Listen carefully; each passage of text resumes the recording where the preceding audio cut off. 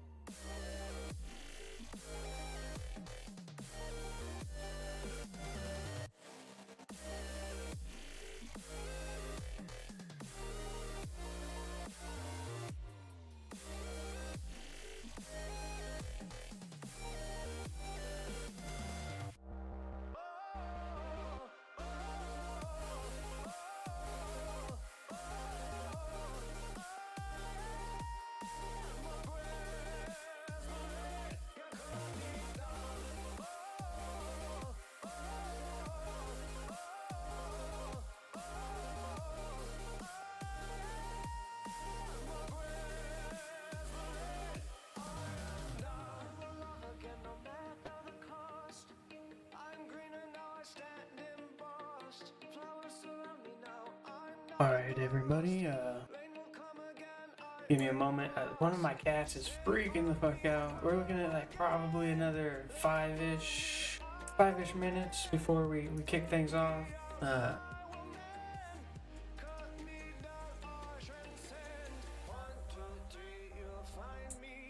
Feel free to get comfortable, hang out. If you're new here, hit the follow button.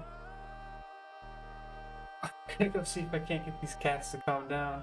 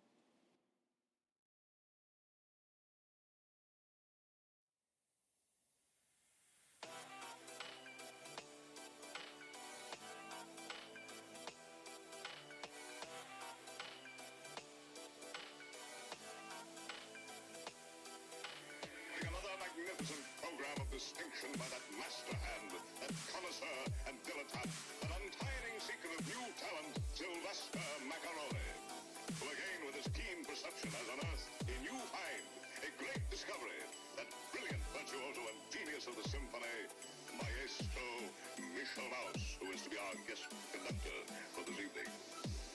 Now the maestro is approaching the podium. He raises his baton, and we hear.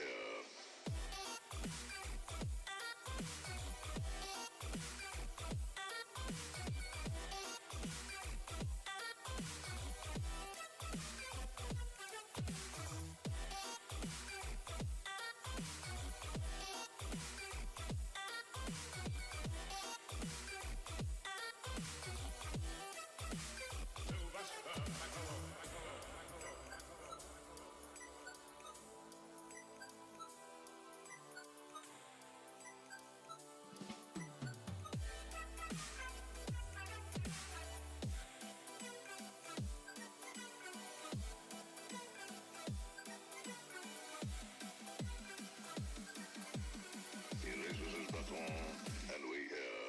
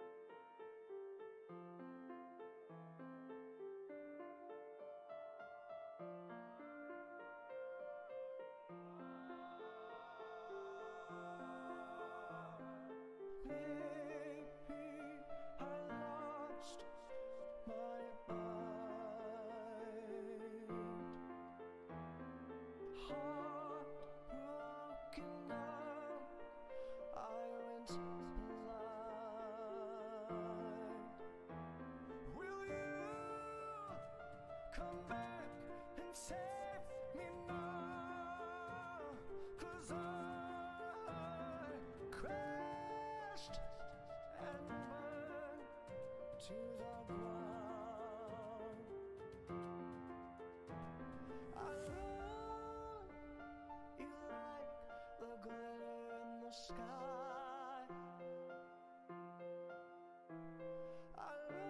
Alright.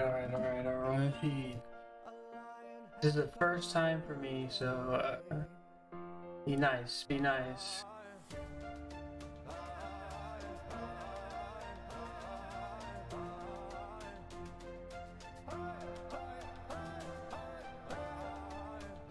Hi.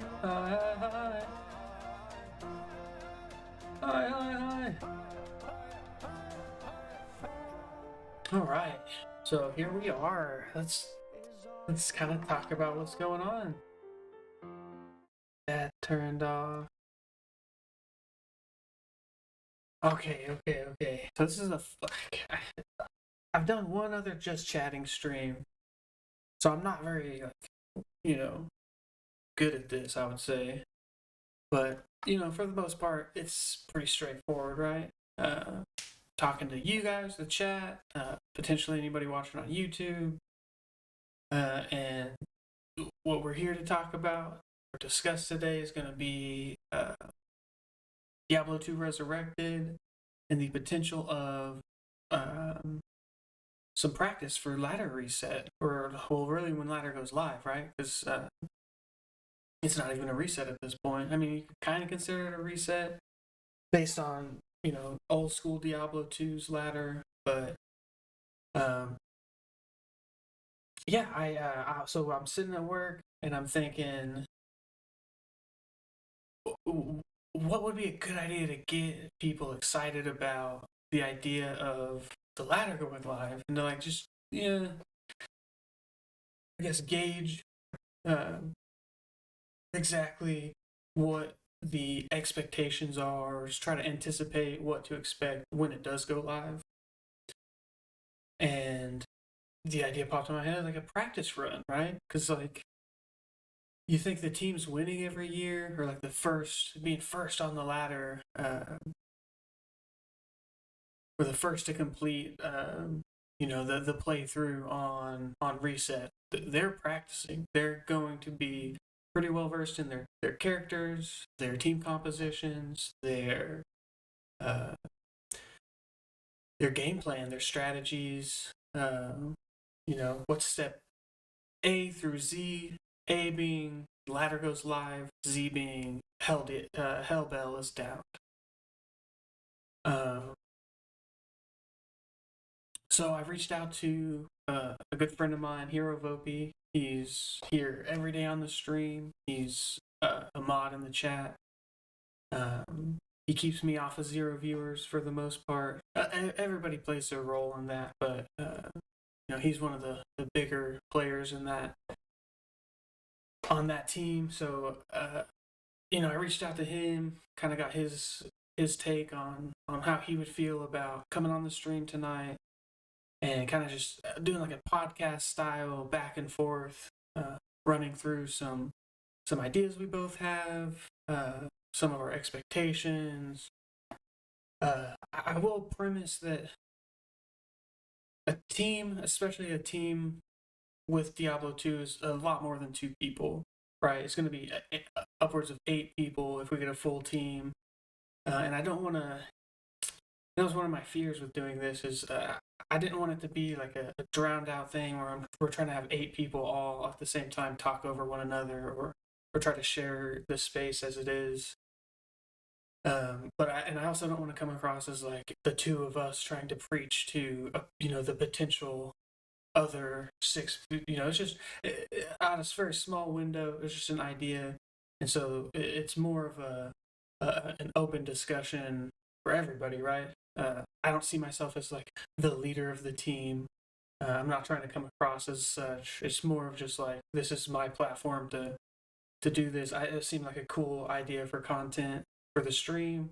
I've been actively playing D2 now, Resurrected, since it went live, and I'm getting a better feel for the game, and I'm really excited for the ladder reset. And I want to take part in the ladder.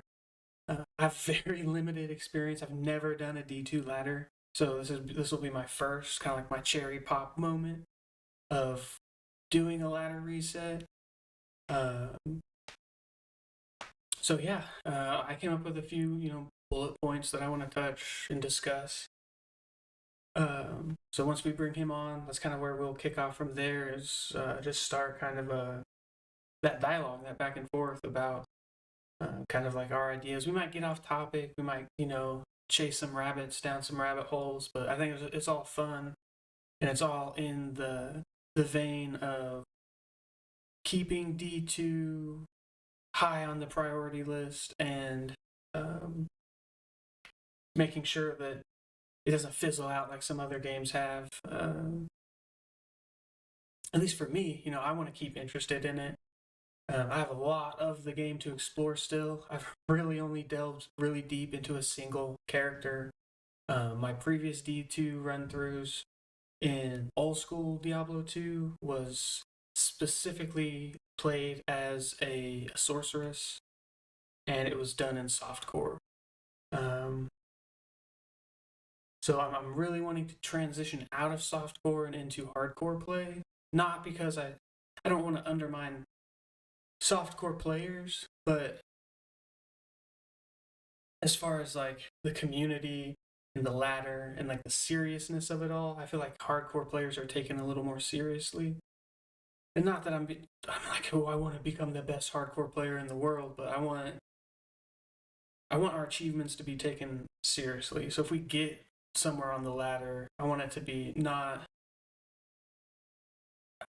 I want to be ranked up there amongst other hardcore players, I guess is how I look at it. I don't want anybody to look back at, our position on the ladder and, be seen as, oh, well, it was softcore, and just shrug it off. Photo, yes, the load times and the client crashes drops is a very serious thing. I imagine a large percent of our conversation might deal with that. And I'm not against softcore. That's also it's something we'll get into later. My preference, the way I'm looking at it right now, as of today, is like I would prefer to do a hardcore run. And yeah, that's we would want to avoid any of those types of situations where the game ripped me, right? Because it's one thing to have to stomach, oh, I made a bad play, I made a bad call, I shouldn't have done A, B, C, which led to D, and D was me dying, right? But if I did A, B, C flawlessly, and then the game lagged and it caused me to die, or the game DC'd me and I logged back into a dead screen, like, F Blizzard, F Diablo, like, those types of situations, especially since they're avoidable for the most part, yeah, I can just, I can already feel it in my heart of like, man, I'm probably going to be one of the first to rip because I'm just like, I'm too excited or whatever it is. I can just already feel it. That first rip is going to be so hard to take. So, let's see here.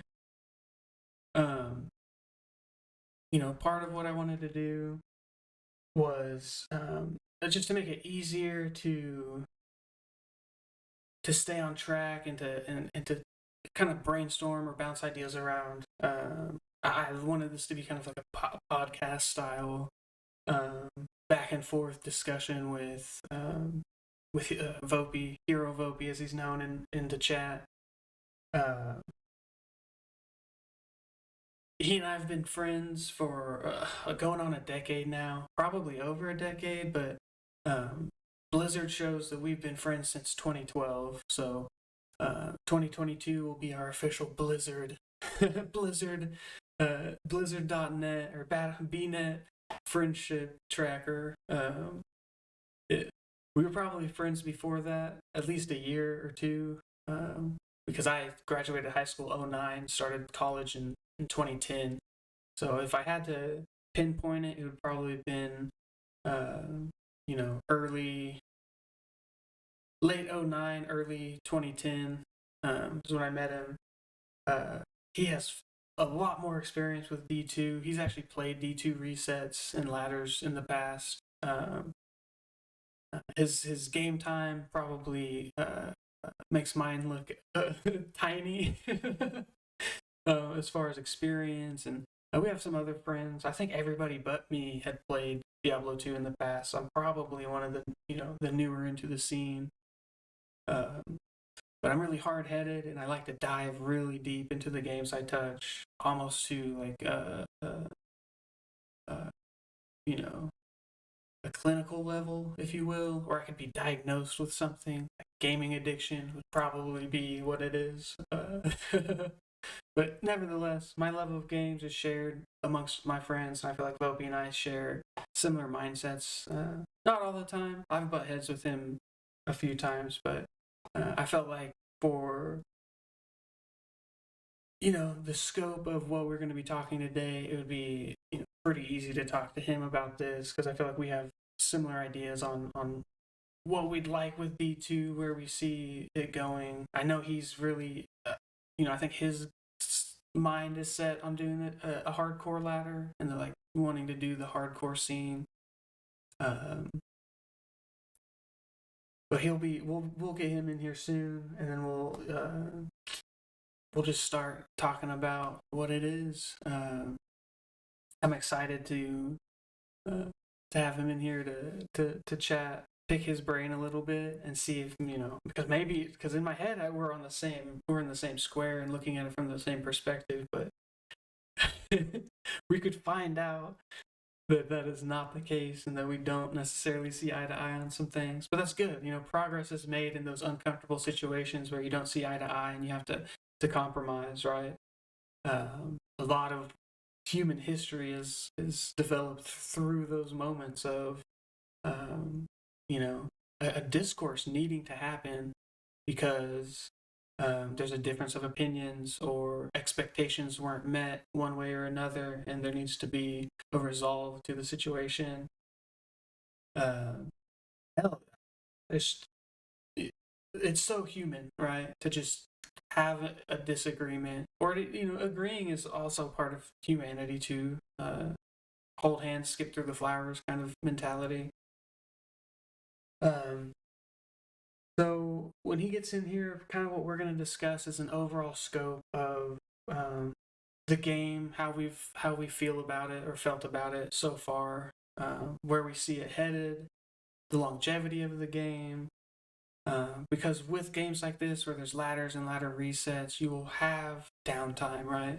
You play the ladder until it's no longer fun to play, and then you move on. And in these in between times where the ladder is down, for instance, it's not ever down really. You could play from reset to reset to reset, but there's these lulls in activity, dips in player count, and just it becomes less and less of a race the further away you get from the reset.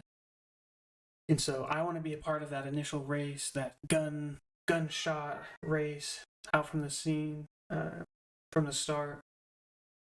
And I think from the looks of it, and we'll touch on it later, part of the discussion, it looks like we have enough people together to have a full team, possibly more at start, of homegrown people that we know that are going to allow us to build off of a really nice start and push into, possible positions on the overall ladder. I don't know how much of the ladder is listed. I know like D3, for instance, I think the top 1,000 players were listed in the on the ladder. So it's like it's a pretty, if they're doing the top 1,000 players divided into teams of 4, would be 250. Teams of 8, you have like 125 teams able to make it onto the ladder, which could just be player names, right? You could have several people with different accounts playing. Anyway, so there is a pretty big gap or stretch there when it comes to what that looks like, I guess.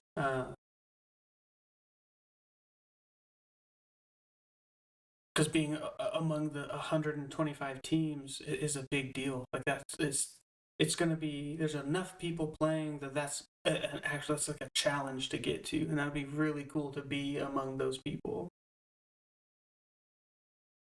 So yeah, we'll talk about ideas for team comps. We're going to talk about you know, planning out routes in the overall game plan. We're going to talk about the potentials of outsourcing, I guess we'll call it, without going into detail. And then eventually we'll get to a point where we're looking for, like an open forum type thing where we're asking you guys chat and just kind of like we'll drop the topics at that point towards the end. And then at some point we'll have to wrap it up and move on. I would like to get some gameplay in tonight. I don't want to just sit around and talk for the next 3 hours. It could, if that's what happens, that's what happens. But yeah, he may be joining as soon as he joins in. We'll get him on the audio. We'll check audio levels because I haven't done it on the stream yet, and I definitely don't want to be like one of us really loud and the other really soft, or vice versa, because I want it to be kind of an equal back and forth. It is, it's my stream, but I don't want to treat my guests as anything weird or nothing. He'd come in earlier to help me with the audio. I was able to test to see that it was being picked up, but I didn't take the time to do audio levels. I kind of went live a little early, I think. I should have had that all straightened out. And we have some things I had done some research on some different ideas and different examples of things that we'll look at. We'll bring it up on the screen. We were gonna pull maybe some video clips of other streamers and like YouTube videos for reference. And I just want to get, I don't want to do anything that could be seen as like content stealing or, although I think we'd be fine. It's like more borrowing, especially if we're discussing it and like not necessarily critiquing it, but giving our own content or layering our content on top of it, giving our ideas behind what we're looking at and why we think, oh, their ideas are silly, or oh yeah, that makes a lot of sense. But I did find some forum posts that are a little outdated probably, but we will look at some other people. All credit to them. I'm not trying to steal any of their ideas. It's just, especially from my position as never doing a ladder, never doing a team comp before, I want to make sure that I have at least somewhat of a grasp of a working model that has, been ongoing.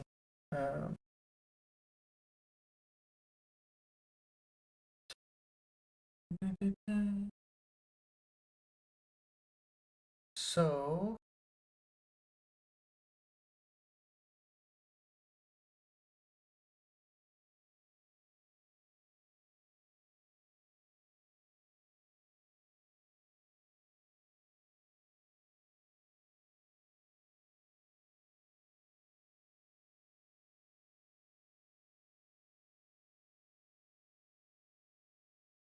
uh, of course.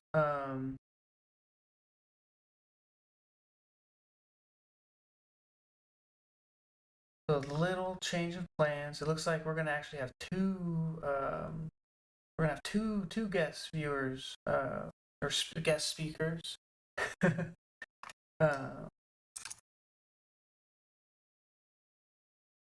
I gotta fix some things real quick. Let's get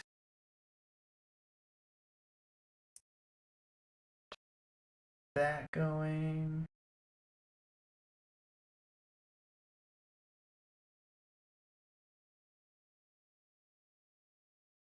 So actually, Hero Poto, you can see him in chat. Also, been friends with him basically as long as Vopey. We met around the same era. I know Vopey and Poto have been friends uh, from before I kind of like met the group or whatever. So uh, I think three. I think having three people on me plus the two is gonna work fine. I don't think we'll have an issue of too many people. Um, you know, talking too much.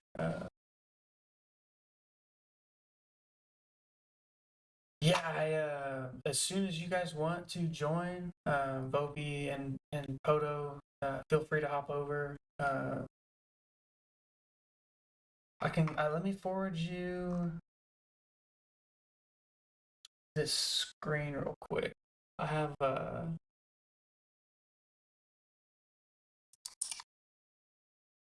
just so you can get an idea of where we're going.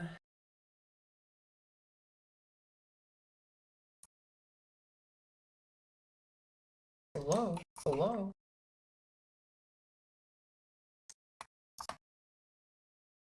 Kind of not. It's like our itinerary. No, yeah, you're good.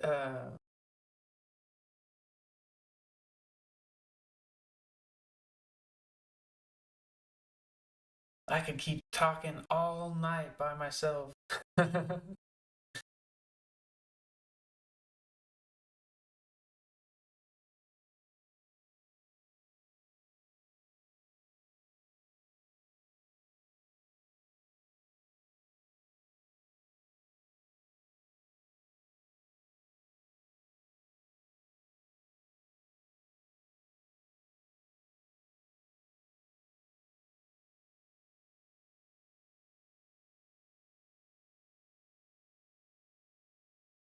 All right, so welcome to the stream, Hero Poto and Hero Vopi. I believe their mics are hot now.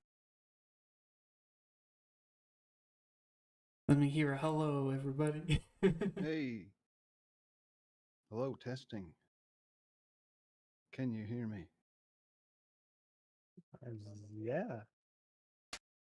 Very I guess I'm good. a bad judge though, because I can't full Is there stream. any way you can have your audio happening in Discord so I can have the stream muted? Or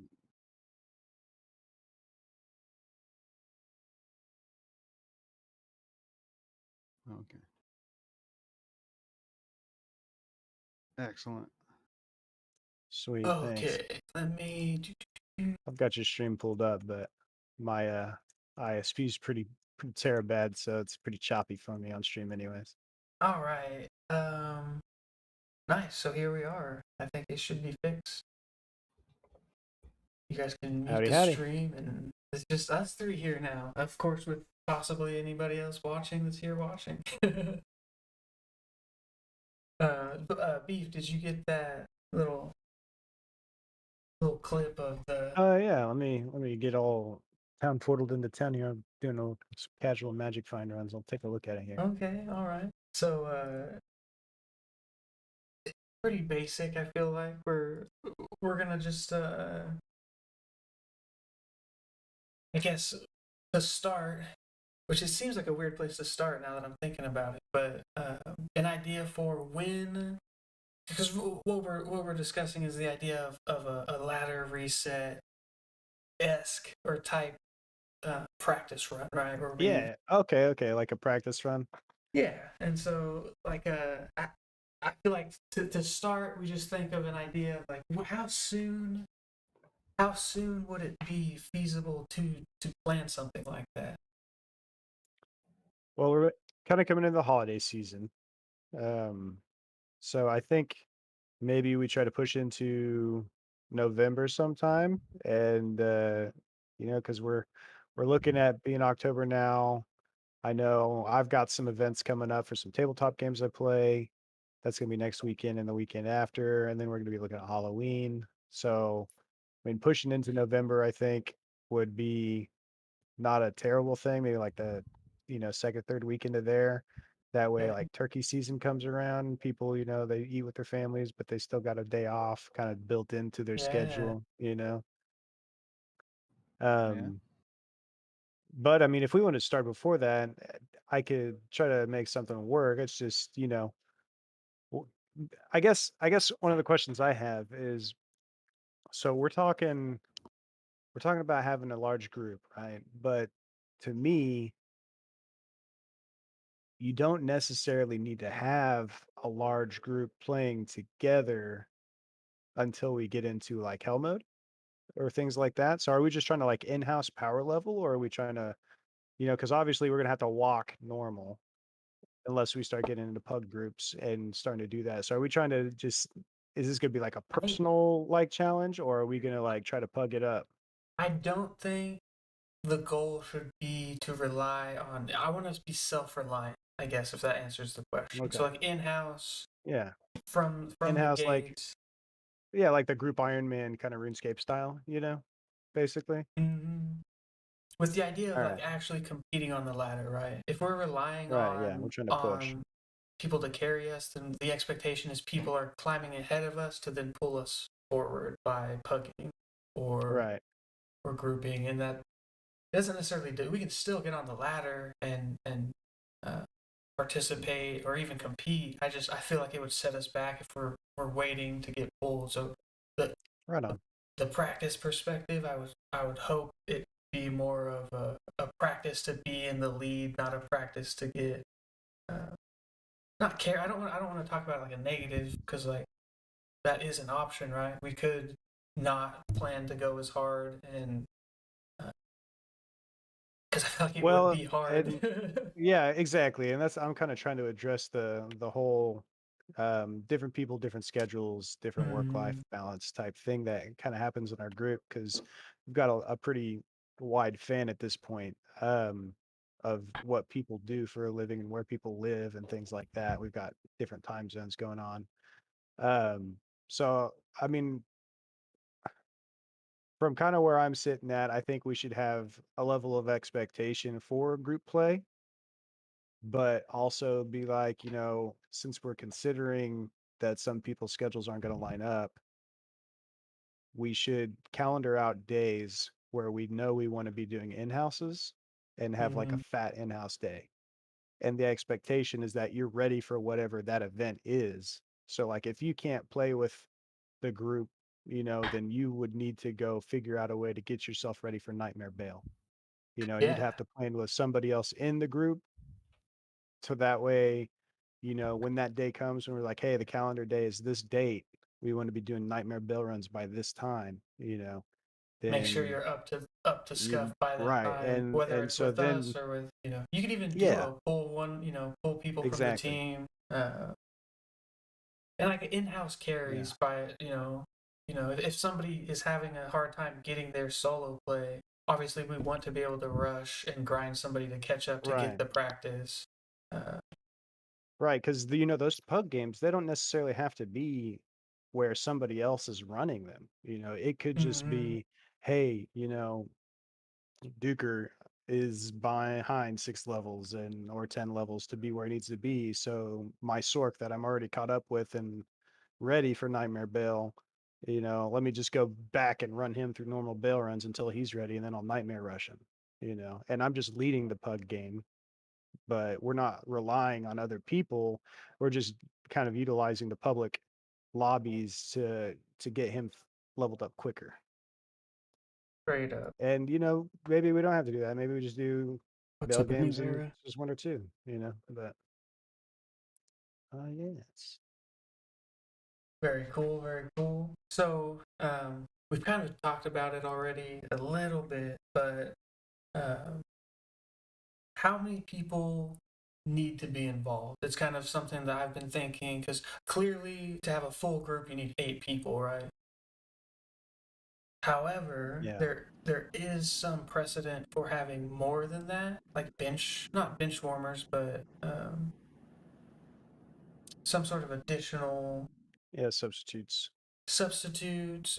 Even though some if we overlap. some overlap for those times where people can't make it, have some uh, alternatives. There might be times I can't be involved or Vopi can't be involved or anybody on the team can't be involved, and we don't want to limit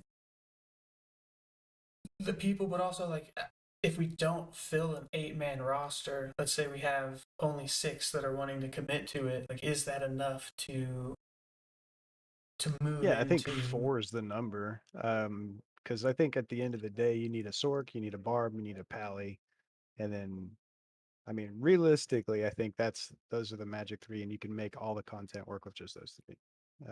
Beyond that is nice, but um, that's kind of like the importance because you got the output of the Paladin, you've got the buffs of the Barbarian, and then you've got the utility slash like teleport, the speed of the Sorceress.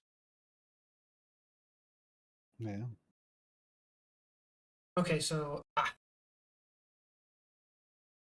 here's a so I don't have a lot of D2. I've never played a D2 ladder reset. I've never played on ladder. I've never, ladder for me in Diablo was like Diablo 3, right? And it was like one of the Yeah. last few seasons. I like tried really hard to get on the ladder. I didn't get high numbers, but I was on the ladder. Um, you two, I think, have a history with D2, playing D2, possibly some ladder runs. What, if you guys don't mind, maybe just like take turns. Like, what is your guys' history or experience with the D2 ladder? And have you ever placed on the ladder? What was your story?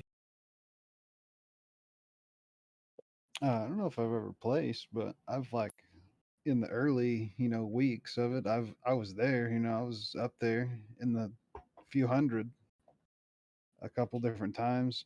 They weren't on main characters like Barb or Sork. I usually did Druid. It's just easier to get Yeah. on the ladder as a Druid or like an alt class, but it's fun, man. It's fun seeing yourself up there. It's fun competing. It gets you going. It gets you going back the next day. But like old D2 ladders, they lasted a long time, so you're usually like kind of done playing before it was over. At least that was my experience. But I don't know how long the ladders and stuff are gonna last now, but it it's Hell definitely yeah. Okay. it's definitely cool to see yourself up there, man, and compete for it. Especially And hardcore, like that's where the real yeah. money is because you're in hardcore and you're like, that's me, dude. Sup, That's Word me up Bears? there. Happy Monday. Haven't died yet. Going. Yeah, and you brought up a pretty damn good point there with the druids and it Oh, being you easier. Is like, know yeah, everybody's going to it. be having those powerful characters that are like historically just powerful, you know, to play with. And so if we want to have those, I almost feel like Raccoons in the sure we chat. build the sword, you know, but maybe we do just play some kind of non-meta characters and make it work and play it kind of an off-meta way to get, to not have to compete with nearly as many people. But I I've had like one season back when I was 14, 15 or so like that where I was like somewhere in the top, I think top 100 with a necromancer, but I was I was pretty carried. Hell I yeah. had made some He's friends, sneaking in um, minute. and they helped fund me and gear me and everything like that because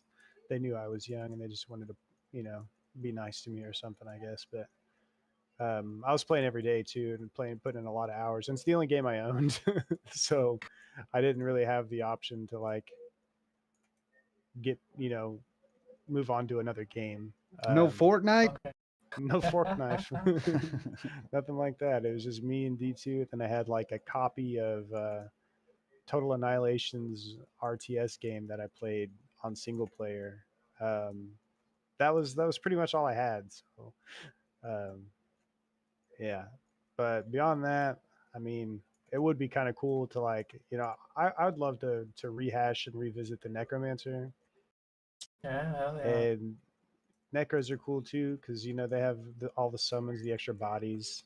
Druids are really cool Very because they've got the important. hurricane and some of the stability of that's an AOE slow. You also have some summons available to you.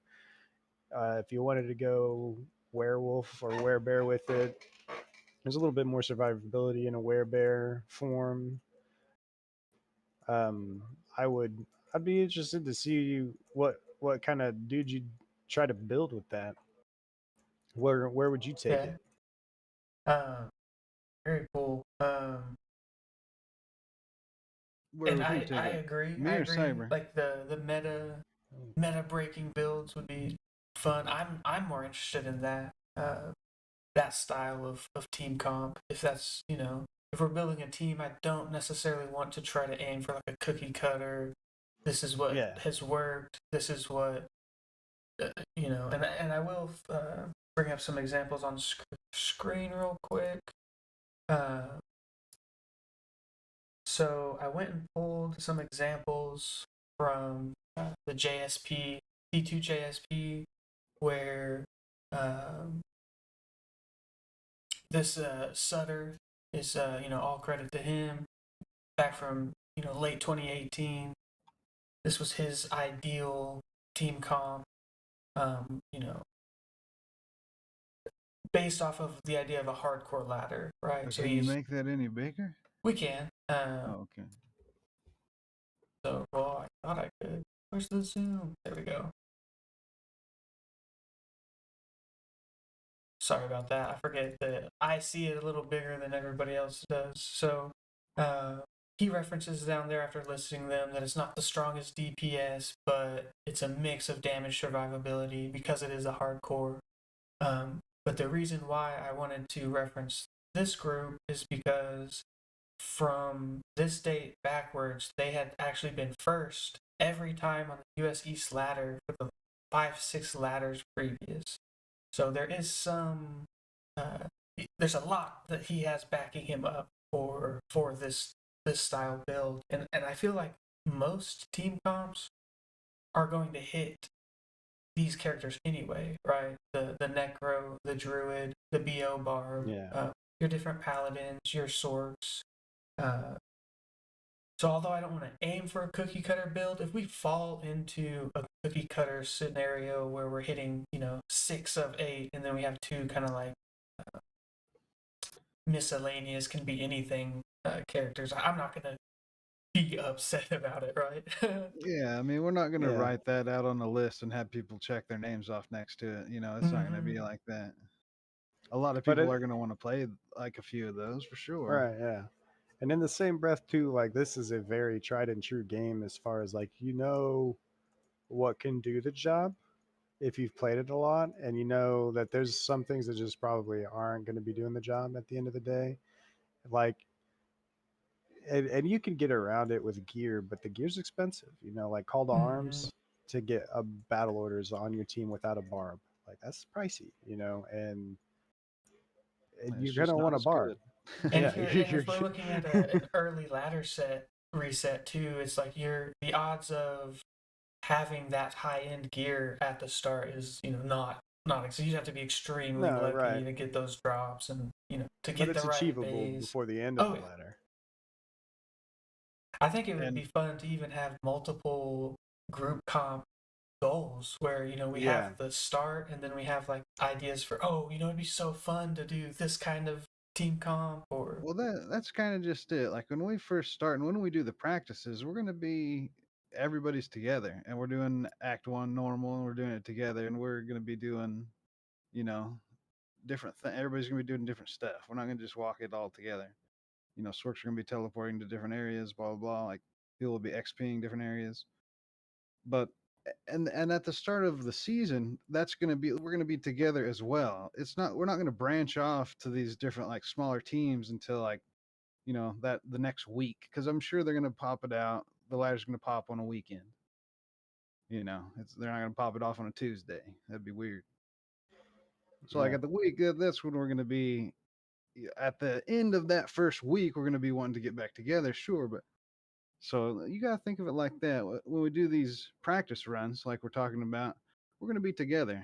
We're not gonna have our offshore accounts fund us. You're not gonna log into the game and instantly give your character fucking thousands of gold, and then you know, like we're gonna go in there naked and yeah. and Oh yeah. practice. It's gonna be a practice. It's not gonna be like naked and afraid. I have a full sig set I put on my character because I've been saving for it. Like opening day ain't gonna be Yeah, like that. You're not gonna have Mhm. anything. So we're gonna and practice not having anything. something else to consider too is let's just say like Vopi's got a barb, and he's the bow barb. Well, what happens if he rips? You know what I mean? Like, we're gonna need a bow barb still. So I think people are gonna have to be making multiple characters to kind of back up some of those like critical roles, which to me, I don't know what a critical role is really gonna qualify as, but definitely a bow barb is one of the critical roles, I feel like. Like Yeah. I don't think you need the huge damage output of the paladin or like, the teleport on the sword. You can go slow and steady and grind down. But So I think the the crucialness of, let's say, for like a damage dealing paladin comes into play of when is the end of the run?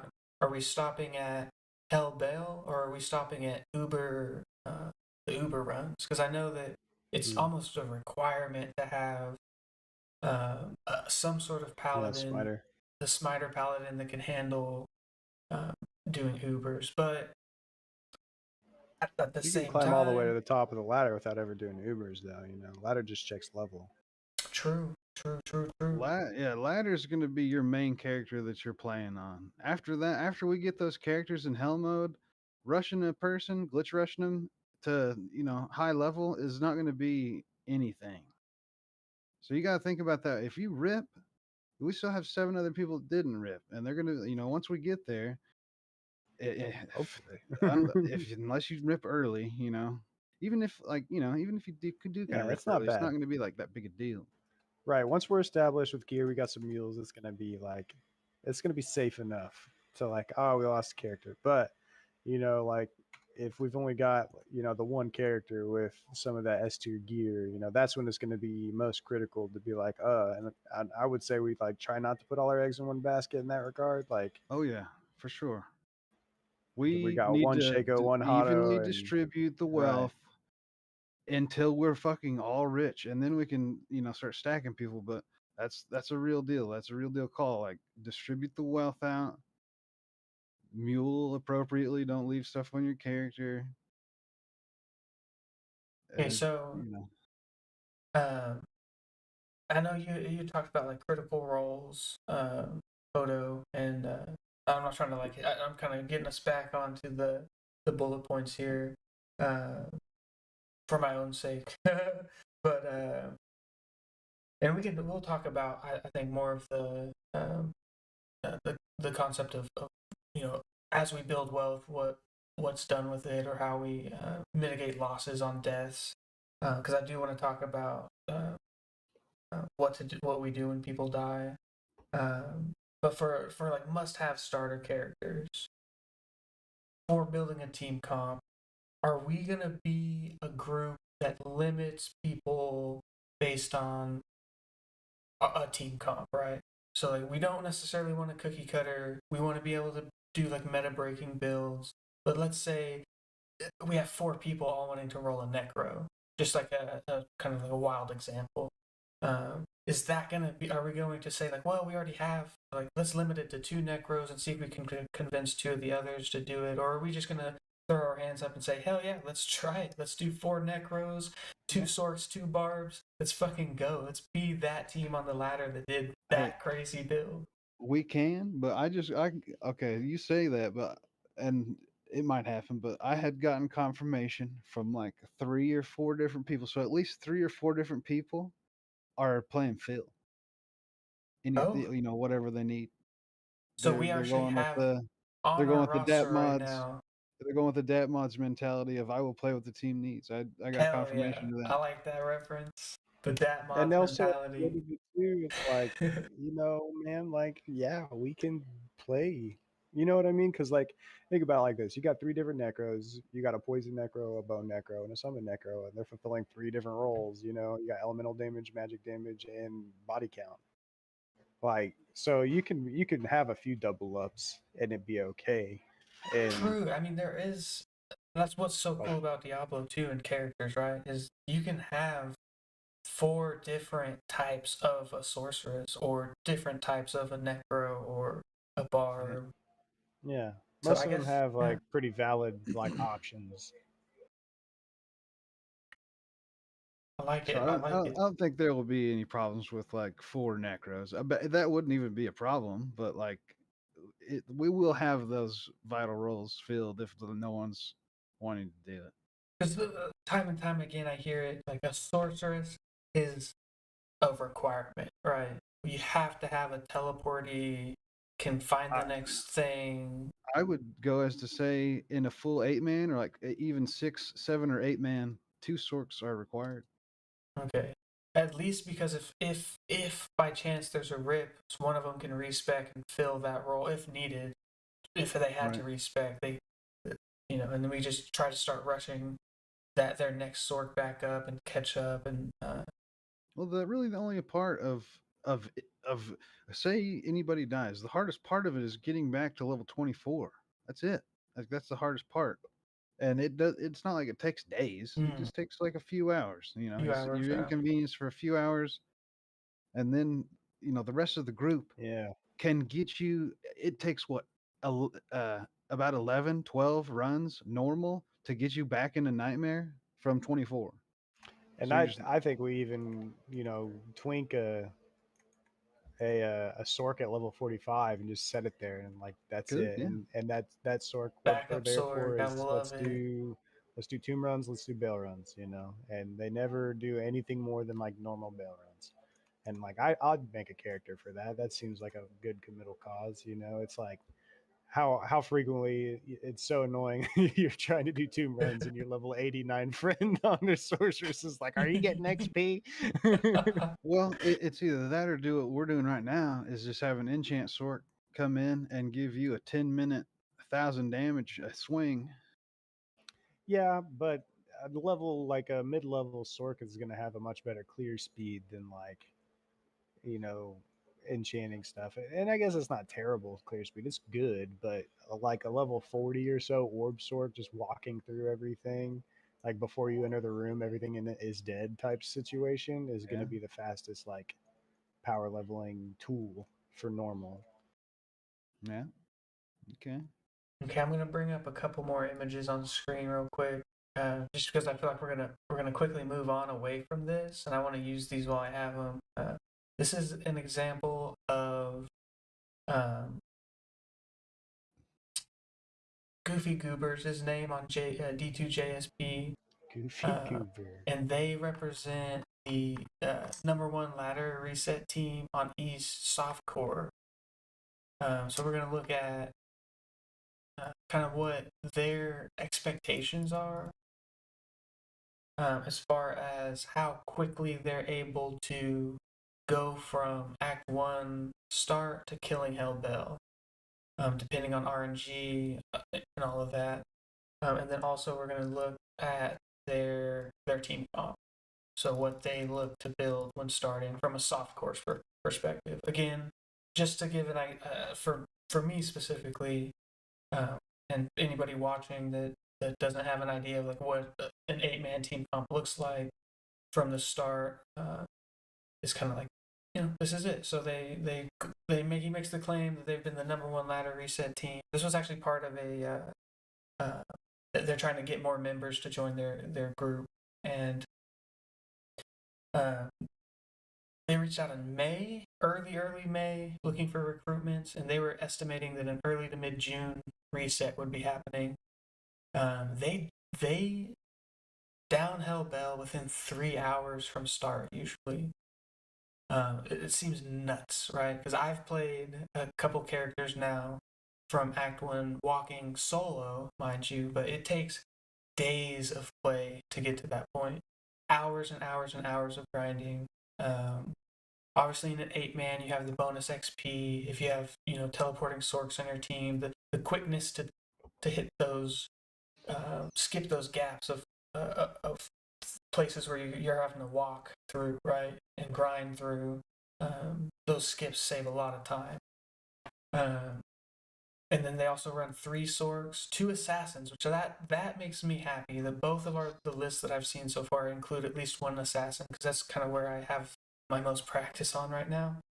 And then they only have 1 pally, 1 barb, 1 druid, and I'm pretty sure they fill the support buff roles. Druid with Oak and the screen wide fucking cold slow whatever hurricane is, the bow barb, and then the buff pally or aura paladin. which they gave more detail on what they were expecting it in some of the other parts of the post. But it was such a long post, I couldn't include it all. But I guess with that, kind of like what are your guys' or thoughts on that type of time frame from start to killing Hell Bell being 3 hours? Do we even think that's feasible? And in that same realm or basket, what kind of like routing or game plan do we see having set? Are we going to have a very drawn out step A, step B, step C, step D, all the way from launch to killing Bell? Or is it just going to be kind of like, let's play as fast as we can? We don't need to pencil and pad every last step to make sure we're, at 2 minutes we're having or not 2 minutes, like 20 minutes we're hitting a certain level with the Sork to get telly, and then from there it's like, you need to telly exactly here. We need to get these waypoints. We're skipping this quest, this quest, this quest. Have all the skips, all the level, just planned out to a T. Like how much of that are we gonna see, or are we just gonna just give it our hardest? Everybody plays their hardest and fastest, and we just do what we think is best at the time. I mean, we get into our first practice, we might kind of see what happens. But then I'd love to talk routes and stuff. Like the Sorks are going to be doing the most routes because they're going to be buying everybody time. The rest of the team's going to be killing. They're going to be teleporting to places, popping up TPs. Everybody's going to rush in, kill around, do whatever they need to do, whether you get the quest item or just kill. Uh, but that's from what I've seen. Like that's how they roll it. Like Llama and all them, they have the Sorks dropping TPs at big areas with dense mob packs, and they come in and they kill it and they move on. But the Sorks are going; they're definitely routing. I'd love to be into that. I'd love to get to that point, but Yeah, I think we need to manage expectation a little bit because obviously these guys are like super veteran if they're getting Hellbale in 3 hours, right, um, and we can't Very much. combine that with let's let people play more or less what they want and try to do a non-meta team comp because this is a game that has been out for ages. You know what I mean? And so like those meta comps Yeah, some are people meta have it down comps to a muscle because memory, man. those are Like the best they comps in could the game period, close their and eyes it's and not get like the fucking questionable. bail. There's no better composition that exists between that and what we think we might be able to come up with, um, because it's already been tried. It's like StarCraft. You know, Uh, Mm-hmm. it's a little different than StarCraft in that StarCraft 2 still has patches and reworks and balance kits, but the best players that play StarCraft, you emulate their play because they're the best Yeah. and that they know what the best way to win is. So like if we're trying to do that and really highly compete, then I think we need to follow a build. If we're trying to, you know, get in here and play some non-meta characters and have a good time and try to hit that, top, I don't know, top 50 or something like that, then I think it's however we want to do it. But it's It's like sorry, you I can't gotta have your come cake down and some. eat it too. Right, exactly. You got to decide what we want to do, kind of from the get go. Like, do we want to like go in hard or do we want to go in, pseudo casual and committed? yeah, Okay. And I think there can be some divide there, some leeway as far as, I mean, obviously we're not downing Bell in 3 hours. We're not going to kid ourselves and say Right. we're not top 10ing. We're probably not even top 20ing. That's not my goal anyway. no, no, no, Seeing our names on the ladder is my goal, right? right, Whatever the right, man, cutoff is, I want to be seen on the ladder. Maybe in future, like if they do resets on a semi-normal basis, and we get our third reset, fourth reset, maybe start, trying to have more of a higher, aim higher each time. If that's what we decide to do, if we even partake in multiple resets, or if we just get our name on there once and say, hey, like, I'm cool with that. We hit the ladder. Yes, we goal achieved. I'm Yeah. just gonna play casually from now on. There's no reason to take this seriously or treat it like a part-time job. I know I'm guilty of doing that to games. It becomes the more and more I dive into it, the more and more I'm like, this is just an unpaid part-time job. Why do I feel like this is a responsibility? Yeah. So, and I don't want to. I want I want us to have, like, since we're going at it as a group, I want us all to have the same group expectation. I don't want anybody feeling let down because, and just speaking for myself, I don't mean to speak for everybody, but I don't want to set my goals too high with the expectation that everyone's going to rise to help achieve that goal. If that goal is just like not realistic, right? Like if I want to be number one on the ladder, it's like probably start practicing harder and go find a team that's aiming to be number one on the ladder, right? There's no reason to Right, try yeah. to get our ragtag group together to shoot for number one because it's so unrealistic. And But I also don't and want maybe to. eventually that's like a goal we have, like we set the goal like, oh well, on season 2 we want to hit top 50, or on season 3 we want to hit top 25. Yeah, hell yeah. But it's gonna, we're gonna have to practice the play time, and we do have like some pretty veteran Diablo players in our group, that have played the game for a long time Have the and know. knowledge and know-how. Right, because it's different than like those PvP games where like it's formulaic, when it comes down to certain parts of a game like this, because you're just doing the same stuff against the same stuff. It's not going to be changing. You know what the variables are, how to counter those variables, and it kind of just becomes that. Even down to Um, like where to find gear and like what the drop chances are and like right. min Drop tables. I maxing know Exeal thresholds. just Yeah. like our Boris is pretty got a lot of that stuff in his pocket. Ready to roll. So and it came up earlier, and I feel like we should touch on it more in depth as to the expectations of the team, and even as down to the individual of what do we do when people die. And this is more from the perspective of we are deciding to play hardcore. Uh, I don't want to jump ahead, but that is what we're going to talk about next. Is softcore a viable option? But before we move into that, let's look at it from a we are playing a hardcore perspective, or from a perspective that we are playing hardcore. Nobody's deciding not to play because we're doing hardcore. So I know some people have mentioned that if we play hardcore, they're not gonna play. And like I want to avoid that. So if that becomes the line drawn in the sand of well half the team doesn't want to play if we do hardcore, then I'm willing to fold. But what do we do if people die? If we do hardcore, and should people maybe ease up a little bit on the idea that hardcore is like this terrible thing that if you die, you're gonna just rage quit the game? And kind of like, what are you guys' Um, thoughts on that? that's kind of the conversation that was happening in Voltage before you brought me in here.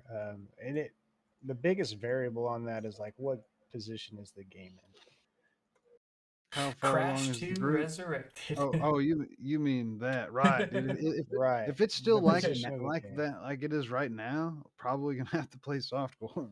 Okay. Right, I just like want to because bring right up now it's like this. every play session something happens either through a crash or a client bug, or we've been having rollbacks Howie, and server shut the fuck disconnects. up. My name's not Howard. Sorry. No, not, my cat is sitting next to me just fucking. Yeah, Put them on. but I'm bringing up this tweet real quick because it's the only information I could find regarding when ladder even starts.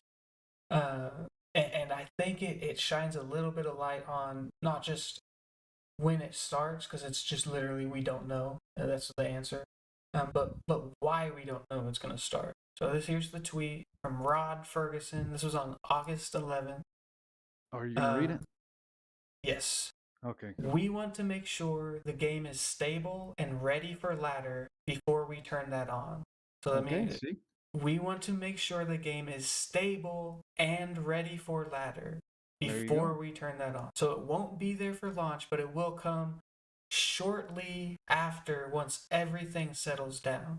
So I think because the servers are having issues and because there's all of this Crash 2 Resurrected, Diablo 2 Rollback. rollback, or yeah, um, the game is not in a state where they're willing to launch ladder. And I think until we see those problems and issues die down to almost non-existent, uh, hopefully they don't just turn it on just to say, oh, people are getting upset and losing interest in the game. We're going to turn it on just to make sure that those who want it have it and they don't leave because they don't have it.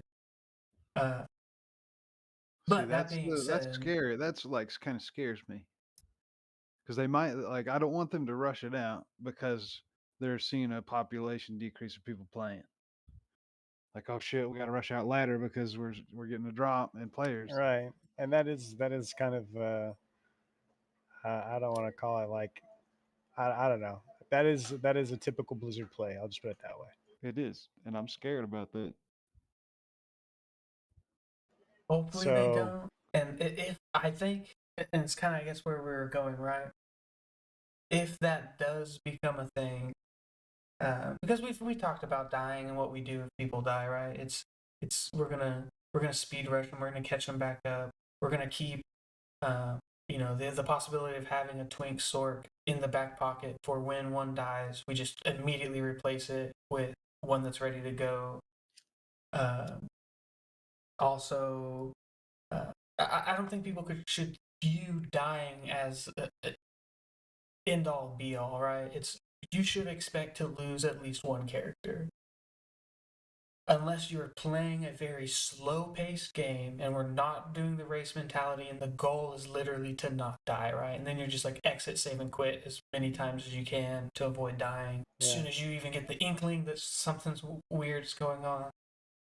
The unavoidable server crashes that cause deaths, that's going to be where it's like the tipping point, right? Is Yeah. And that's hopefully what they don't do. They don't rush the ladder out into with this current state where there's going to be every time you log in, you're going to experience a crash, and each of those crashes could be the last time you see that character. And in a ladder scenario where you're all rushing to try to get somewhere, or obtain a goal, or to stair step, or to hit somewhere on a list, those kind of deaths are going to be soul crushing, and they're going to make you hate the game, hate Blizzard. And I don't think Blizzard wants that, but I do feel like as a company that relies on income, they may pivot towards an earlier release than they expect. As far as like what they expect from the server states, or resolving crash issues. Uh, but with that being said, I think that we should consider softcore as the um, the more involved or more accessible to everybody option. Yeah. I feel like it's going to be harder to place on the Definitely. ladder. I've never in softcore, even yeah, seen I agree. myself on the softcore ladder. Just because it's literally time played, right? Whoever has the most ability to expend as much time as they can early on will get onto the list, and then once that list fills up, it's going to be impossible to catch up. And I know me personally, I have a very limited play time, so like the possibility of people high up in the ladder dying and falling completely off the list because now they can't play that character, like that gives me a chance. I will always have a chance. Well, they Or don't just exactly fall off the list. Your character can be on that ladder placement, you know, as their Yeah. yeah, but like, as they their can't character. progress anymore. Yeah, Like, you they could can't always progress. So if overcome they them. died before 99, I see. Because at if you some point if XP you die at stops. 99, you're good. Your placement is there, dude, because you're there. Your replacement is set in stone. Okay. I've never had a 99 character, so Yeah, no see, idea what that's that's like. Right, and it's also like I don't know, the ladder experience I had when I was younger, there wasn't like just a ton of 99 characters except for like Sork Pally. Yeah. The Like there were protected back in 99s the. that hit on each class, but that was not like this. You know what I mean? There wasn't like a whole front page of level 99s except for Silicon Gotcha. Valley. So the expectation should be that, as close as you can get to 99, could be able to get on the ladder. So is it just is the hardcore ladder easier to obtain because there's a lower amount of people willing to play that style of play, that like they don't want Yes, to It's lose that both, I think. character? that's exactly it. A lot less people play hardcore ladder. A lot less people play, and it's like you said, there's an option where, there's a big risk of like, oh, I ripped at level 75, got to start over. Hours and hours and hours of gameplay too, right? Yeah, If but you're not you being gotta remind rushed or. yourself. I mean, early on, it's a hard hit. Okay, when you die early on, like if somebody dies day one, and we're all rolling, and we don't want to stop to go level that guy up or whatever, because we're at that weird like point where it's like the 24, 0 to 24. It's the hardest part. Then, but I mean, if you die later, you got to remember you're just losing the gear that's on your character. You have all kinds of runes you've saved up, other things. You got to bank, and they've really done a good job on. Well, I mean, it's not super awesome, but they're giving you bigger stash tabs, multiple shared stash tabs. It's gonna be. I don't think it's gonna be that big of a deal. We got a big team.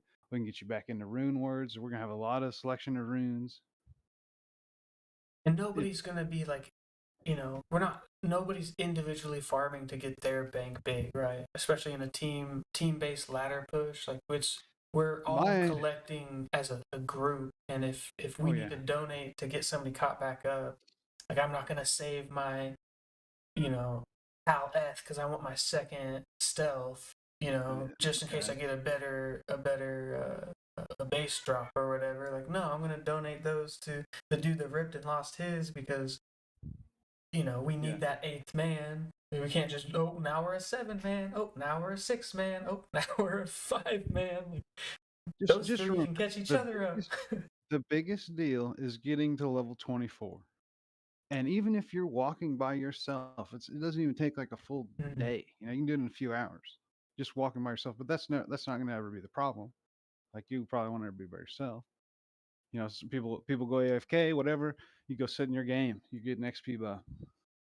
Getting to 24 is just that much easier. So I don't think it's going to be as long as you can get over losing items. Like that's going to be the biggest deal. Yeah.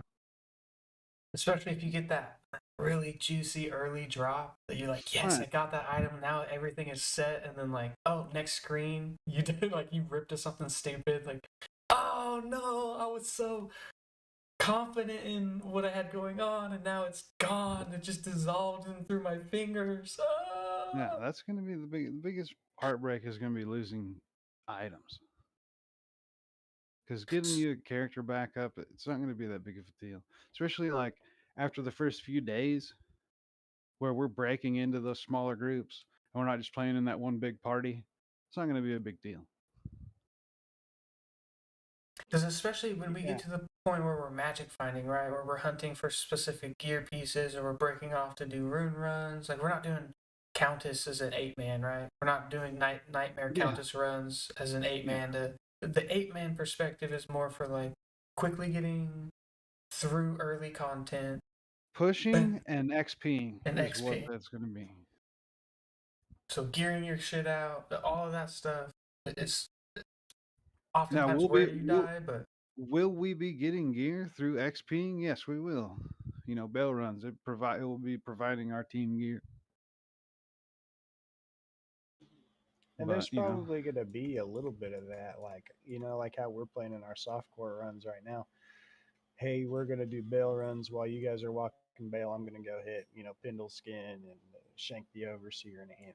You know what I exactly. mean? Because you do want to have that group drop rate buff when you're doing magic finds, but you just want Yeah, to magic find the safe spots. You don't want to go into a place where you're like, well, I die about 30% of the time I do this run by myself, but we got 8 people here, so maybe the drops are good. Chill. go see chill, if I chill. can't Don't live go. through that 33%. Don't go key farming in Nilahawk's dungeon or whatever until you know. So do we? And you kind of probably do want to have the buddy system because you don't lose items if you unlock your body to somebody else. That's right. Yes, that is almost a must. I need to get into a better habit of it. Uh, but if we're in a Yeah. group, the first thing you do when you join the world is unlock your body to everybody, at least one other person. Yes. Yes. And Uh, you will the And the biggest feels bad moment is when you rip and you forgot to unlock that shit for somebody well, else to not come mm, get only your shit. that is you have to stay in the game. yeah, don't And rage quit like I did. don't rage quit. You have to stay in the game. When you die, don't touch anything. You just stay dead. Lay Stay there. in the Because dead Usually, screen. usually if when you're I die, like my jaw drops a little bit, and I just stare at my screen for about 30 seconds. Then I get up to go smoke a cigarette. yeah, and while you're smoking a cigarette, everybody loot your body and you're fine.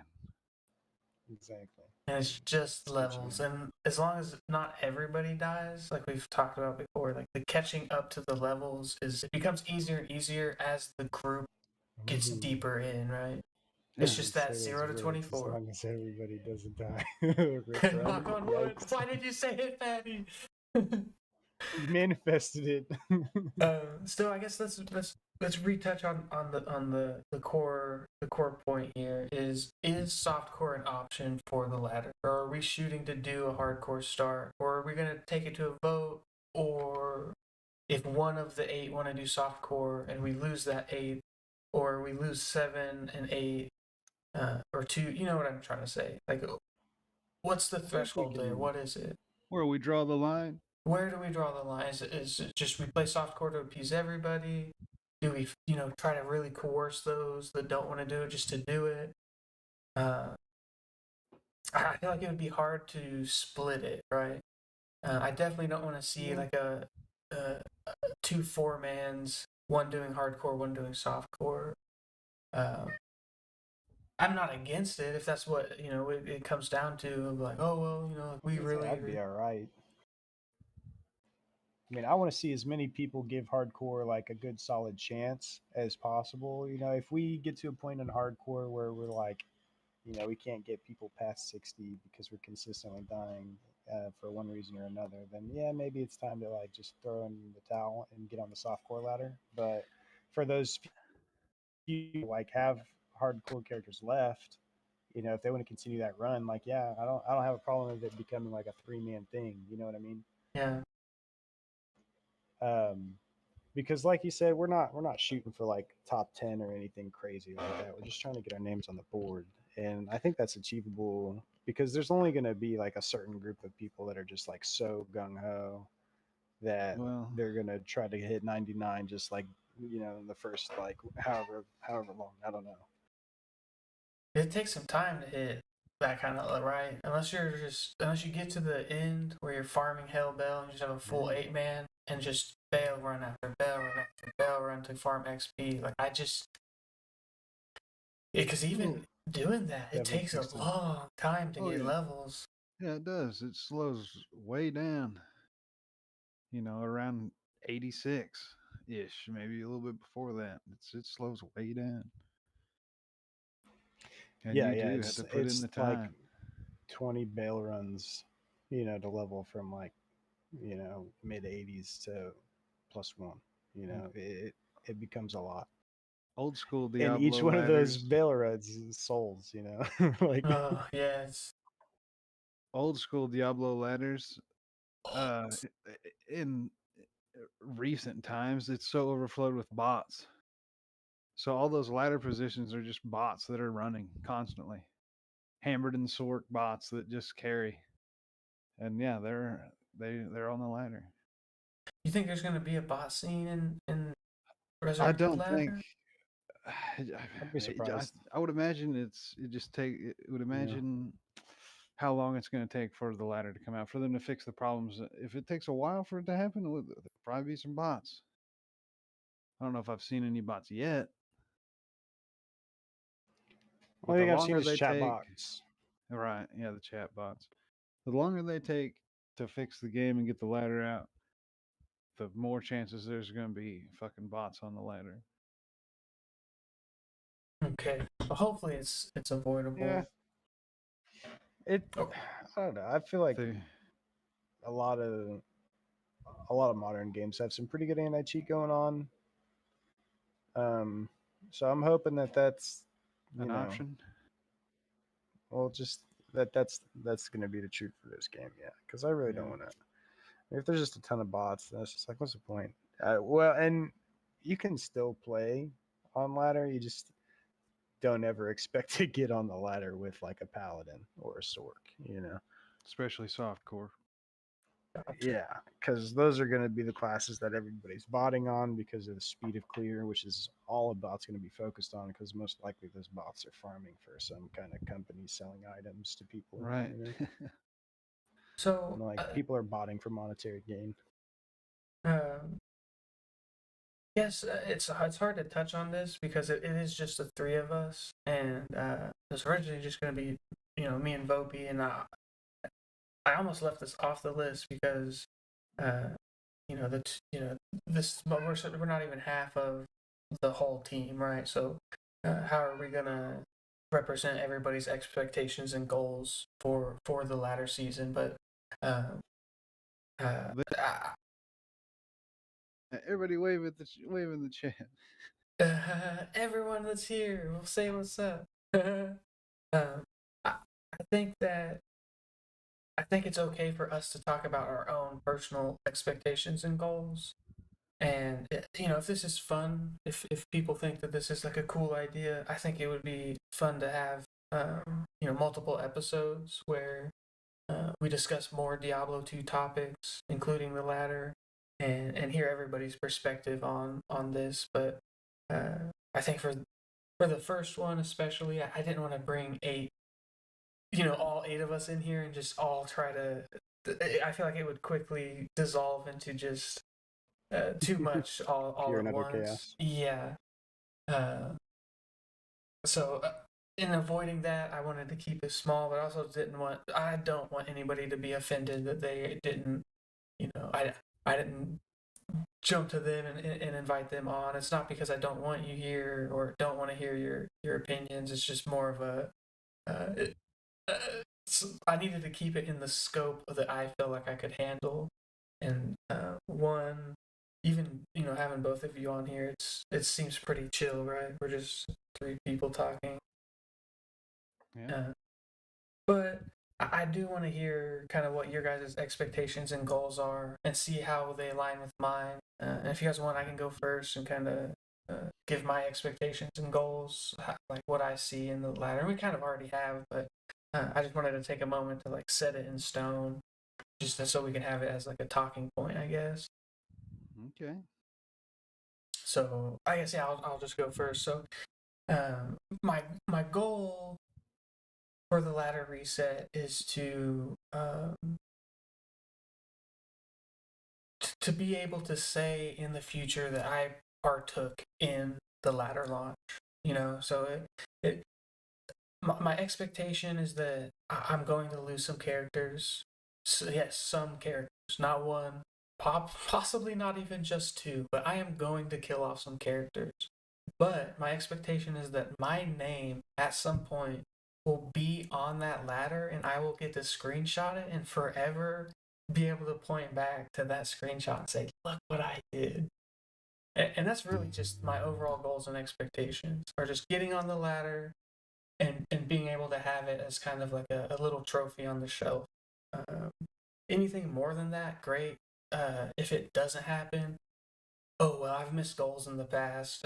I like to beat myself up about it, so I would probably beat myself up about it in this instance too. But I tend to get over things eventually, uh, and I wouldn't hold any like I wouldn't point the finger to anybody else and say they're the reason we didn't make it. I'm very, whether you consider it good or bad, I'm very much a person that internalizes blame. So if I don't achieve a goal, even if it's in a team or group effort, it's something I look at myself and say what could have I have done better, or what could have I have done differently to achieve that goal, and why didn't I? And then if we do a second ladder or follow up ladder seasons, it's kind of like, where do I make those adjustments? And that's kind of how I look at the future.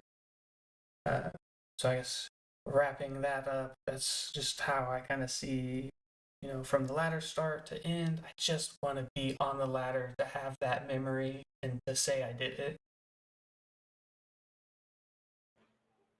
Yeah. No, that's cool. That definitely.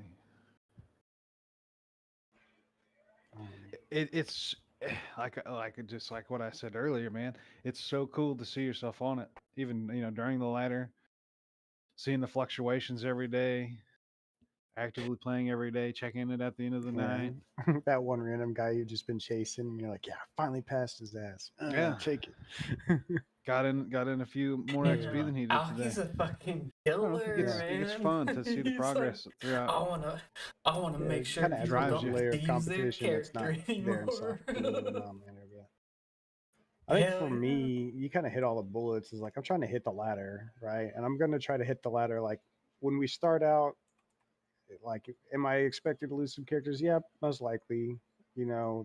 I'll probably like try to have a character class that like this is the one I want to hit the ladder with. I'm going to try to play as safe as I Mm, can to try to I get didn't as think high about as that. I can with this character and try not to die as best I can. Um, but for me, like as far as expectation goes, I just want everybody to have a good time playing together. Um, I want to be able to help people get to where they want to be. I don't want it to be, you know, super like obviously it's competitive and like we talked earlier, like if we got a date where we're like, hey, we want to do in-houses this date, like I do want people to like, hey, that's what I've got on my radar this week. I'm going to be signing up. I'm busy that day, basically. You know what I mean? But I don't want that to be like every weekend, um, because there's just like we're adults. There's adult shit going on. But the weekends that we're all playing as an 8 man, I want us to be in the same category of readiness. So if you don't got time to put in one weekend or whatever, like, and we say, well, we want to do Nightmare Bell runs next week, then I want to have at least the bare minimum to be able to do that. Get your It ass doesn't need to be to the whole group. entrance the band. If people fall off, but I'd like it to be. It'd be cool. It'd be a lot cooler if it was. But at the end of the day, life's gonna happen. Mm, And the ladder season's not gonna just be like 3 weeks. I think it was like months. what, like close to a year. It felt like, or like at least 6 months. I don't Yeah, remember, but it felt like a long ladder season. most of the forum posts I was scrolling through referenced the 6 month ladder reset, but there was like Right. some, longer versions that have slow rollouts on the reset. Typical Blizzard fashion. 6 months is Yeah. actually 8.5 months. Right. And so like from that perspective, like especially we're playing hardcore and other people are going to be dying and there's going to be a smaller player base to be hitting the ladder, like you'll hit the ladder if you just play consistently. And I think that as long as everybody's having a good time and playing, it's gonna be a lot of fun. And that at the end of the day is why I play games. I want to have fun. And Very like cool. I want to see my Necro on the ladder, or whatever Hey, class I pick. But like I'm likely gonna try to shoot to get a poison bone Necro on the ladder because that's kind of where like my heart goes to Diablo 2 whenever I think back. That's like where I started. did you ever do any bone necro shenanigans in D3? Just kind of Yes. off topic. That shit was fun. I love playing the Yeah. necro. The last time we hopped on the ladder, bro, I was playing the Bone Necro, and holy shit, that shit was wild. I was so happy that they did him like clean like that, and made him really strong, powerful. You get the simulacrum with the like body and soul version, so you can like triple bone spear, man. It's so cool. Yes. Sorry, I just Oh, had yeah, to. It's making me smile right now thinking about it. Like, yeah, oh, yeah, dude. And that's what I'm saying, man. Like Diablo Necro class, that's like where it was for me. Like that's I don't know. I spent like 2 years, 3 years playing a Diablo 2 Necro, like exclusively. Didn't play any other class. I don't know how I didn't go bored, but it was fun. It was a lot of fun. and I want to kind of reprise that class and reprise that character and bring him back into this new version of the game and get his name on the board. Very cool. Hell yeah. So yeah, I think we saw Alki shout out in chat that he wants to PK in hardcore, which I think Yeah. fits exactly. That's what I would expect. It's like he wants to end people's careers with a single move.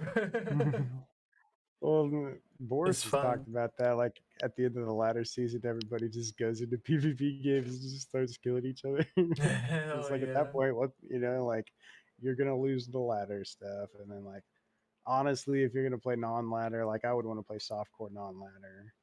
So I'm not too concerned about my ladder gear just ripping. Like whatever.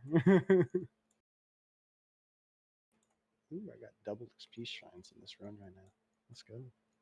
All right, so the next four, wait, is it no, the next three bullet points were kind of half thought ideas of like what if it doesn't go to plan? Like, should we have a plan B? Again, I really thought about just not including these, but I feel like they should be discussed. Uh, I, I honestly, it feels weird. Of like it, I don't want to single anybody out, and I don't want this to feel like a closed door discussion that's just between the three of us, and everyone else just has to listen. I'd love to get everybody's perspective on this, so if we do have future episodes, I would love to hear. If not, sound off in chat. I don't. I mean, this is a discussion between everybody here, whether you're on the team or if there's just people here watching. I don't know. Uh, you know, what do we do if there comes a time where people start dropping out? Right? They're not liking it. Like we talked about our goals and expectations. What if people's goals and expectations are just so far missed from the outset of the ladder that like day one in, day two in, they're like, this just isn't for me. I don't want to do this anymore, and we lose enough people that it affects our ability to hit our own personal goals and or the overall team goal of just everybody having a good time and having fun, and then it's just like how much give and take is there in that, and like what just I guess that kind of just that question just kind of is itself needing answers. What if people drop out? And then I guess a little bit more, just like I guess I'll just throw the other two in there because they're kind of uncomfortable topics, but again I do want to touch on them. But should we look at the possibility of recruiting, and if we are going to do any sort of recruitment or bringing on not necessarily randoms but just bringing on people who aren't a part of the core set, uh, do we want to move it out of our Discord or have like a Discord separate from what we have to kind of collect those individuals? I know we'd done something similar before when we did our raid clan for Raid Shadow Legends, or outside of trying to recruit and build our own small D2 community kind of just for the ladder. Should we look for something like that already exists where, there's a group, a server group out there, a Discord group out there that has, they're working on their third team, for instance, and they're constantly looking for bench people or fillers or replacements, or they're just wanting to start their third or fourth team, and they um, uh, like are those even options for us, or as a group? We've never really done that, right? Most of the time we play games until the game dies within the group, and then the game just dies within the group, right? uh Yeah. I mean, I think if people drop out, we just keep going, and if they quit playing Diablo 2 altogether, that's cool. Like it's not good. I don't want people to feel pressured into playing if they don't want to play, and it kind of goes back to like, what do you want to do with it? Are you ready to go and obligate yourself to a team of, like joining into another team, another Discord? I think we can section off a place in our own Discord, say, Ooh. hey, we're playing teams. Like if you want to go join another team and get really heavily competitive in it, like that's cool. That's not like I want to play and and get on the ladder, but I don't think that it's going to take that level of severity to do that. Um, I don't think it's going to be because people are going to quit in other groups. You know what I mean? And True.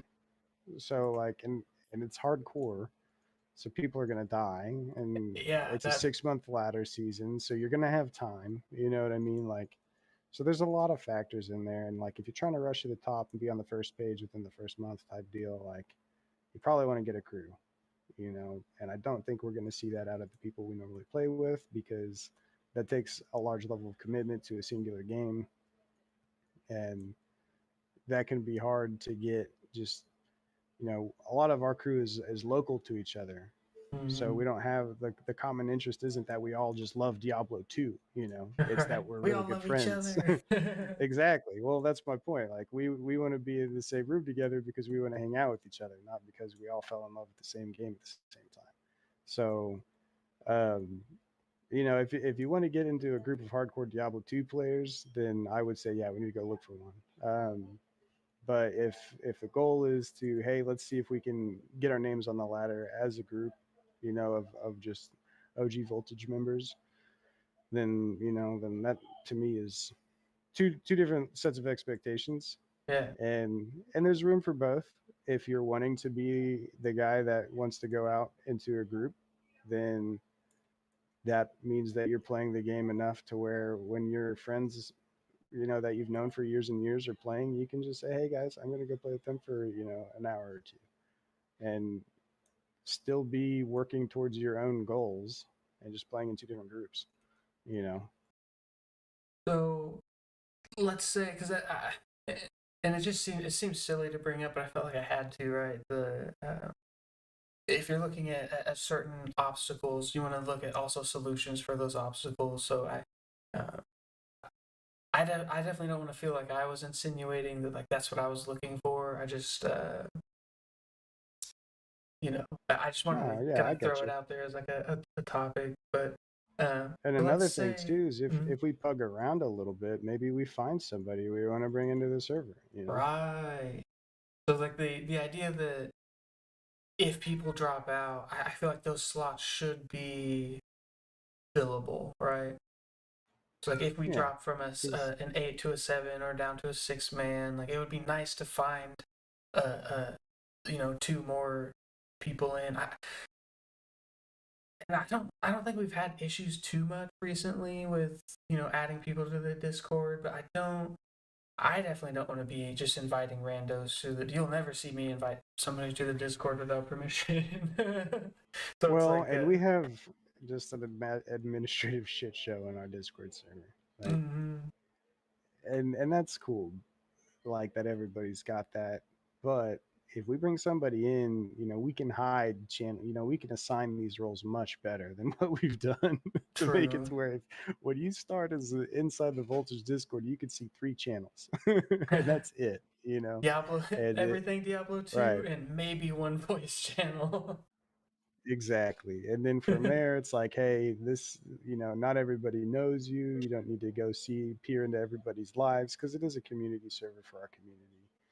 But we don't need to start a whole new server for it. We just need to administrate the one we've already got better, Okay. um, because there's a ton of role options. There's a ton of privacy options in Discord that you can do, and there are some workarounds to that. Like I know there's applications where you can see, it's called like Better Discord, where you can see hidden channels and things, but it doesn't give you the rights to read in them or join them still.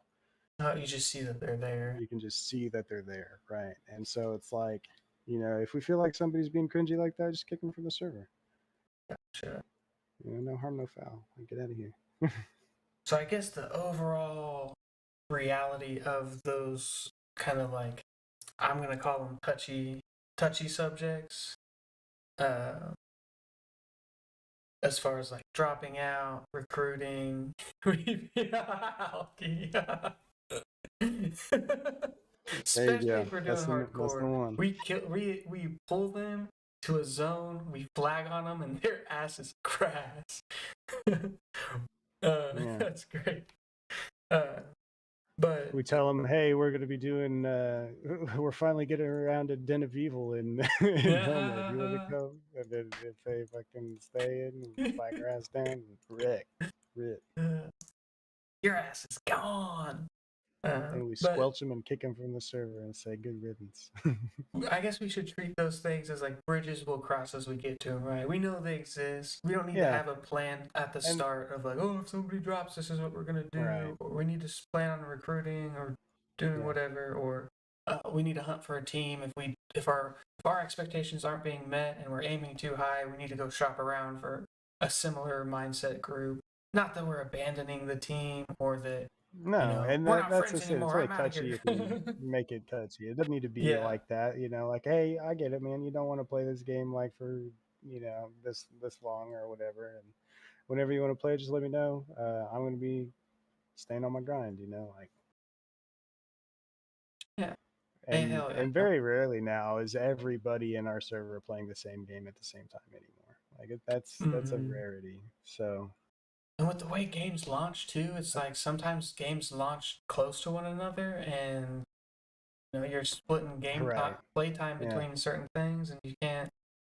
Nobody has 100% of their day to dedicate 6 different ways. Your right. 100% gets eaten up depending on how you divvy it out, and you're stuck with that at the end of the day. You go to sleep, and it's spent And how it was maybe spent. your job's taken off for a month, like, and you just don't have the bandwidth to like do all of the things you want to do. Like there's a ton of reasons why, maybe somebody breaks a leg, God forbid, anybody gets hurt, but there's just variables. So, IRL variables. God damn it. Why can't we all go back to right, fucking summer break as a kid? all right, everybody should have a summer break from their job. Amen. Yeah, I wish. Okay, so Yeah, same. I feel like looking at the list, I feel like we touched on everything that I had kind of, you know, planned on talking about, but this isn't just about me. So I wanted to put at least open up the floor to you guys specifically, but also everybody in chat, uh, and specifically people in chat that are going to be on the team. Uh, do you feel like we covered everything? Is there uh, stuff that you guys want to talk about? Is anybody interested in a part 2, an episode 2, where we bring on different members of the group? Uh, Anything like that? Just you guys feel free to ask me questions. I don't know. It's not really an interview. It's more like a podcast style thing. So if there's things I didn't bring up or put on that, you know, I've been calling it my dumbass list all day. I feel silly doing shit like this, but it also I feel like Structure, bro. It's good. yeah, gotta have structure. Yeah, gives you some direction and talking points. I like it. I'm into it. Here's the question. Here's the question of the night. Who gets the first stone of Jordan? Ooh.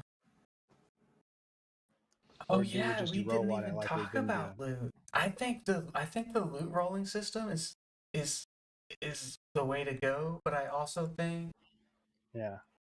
we could have like a not volunteering. I want to be 100 feet away from this, but in raids and on WoW, for instance, there was I can't think of what it's called, loot master, Master looter. master looter. So designated person who picks up the loot that's trustworthy. But we're all trustworthy. It doesn't matter who picks up the loot in our group, right? This would really it would be I more don't if really we care. pulled Yeah. people in, but um, somebody that has the authority to say,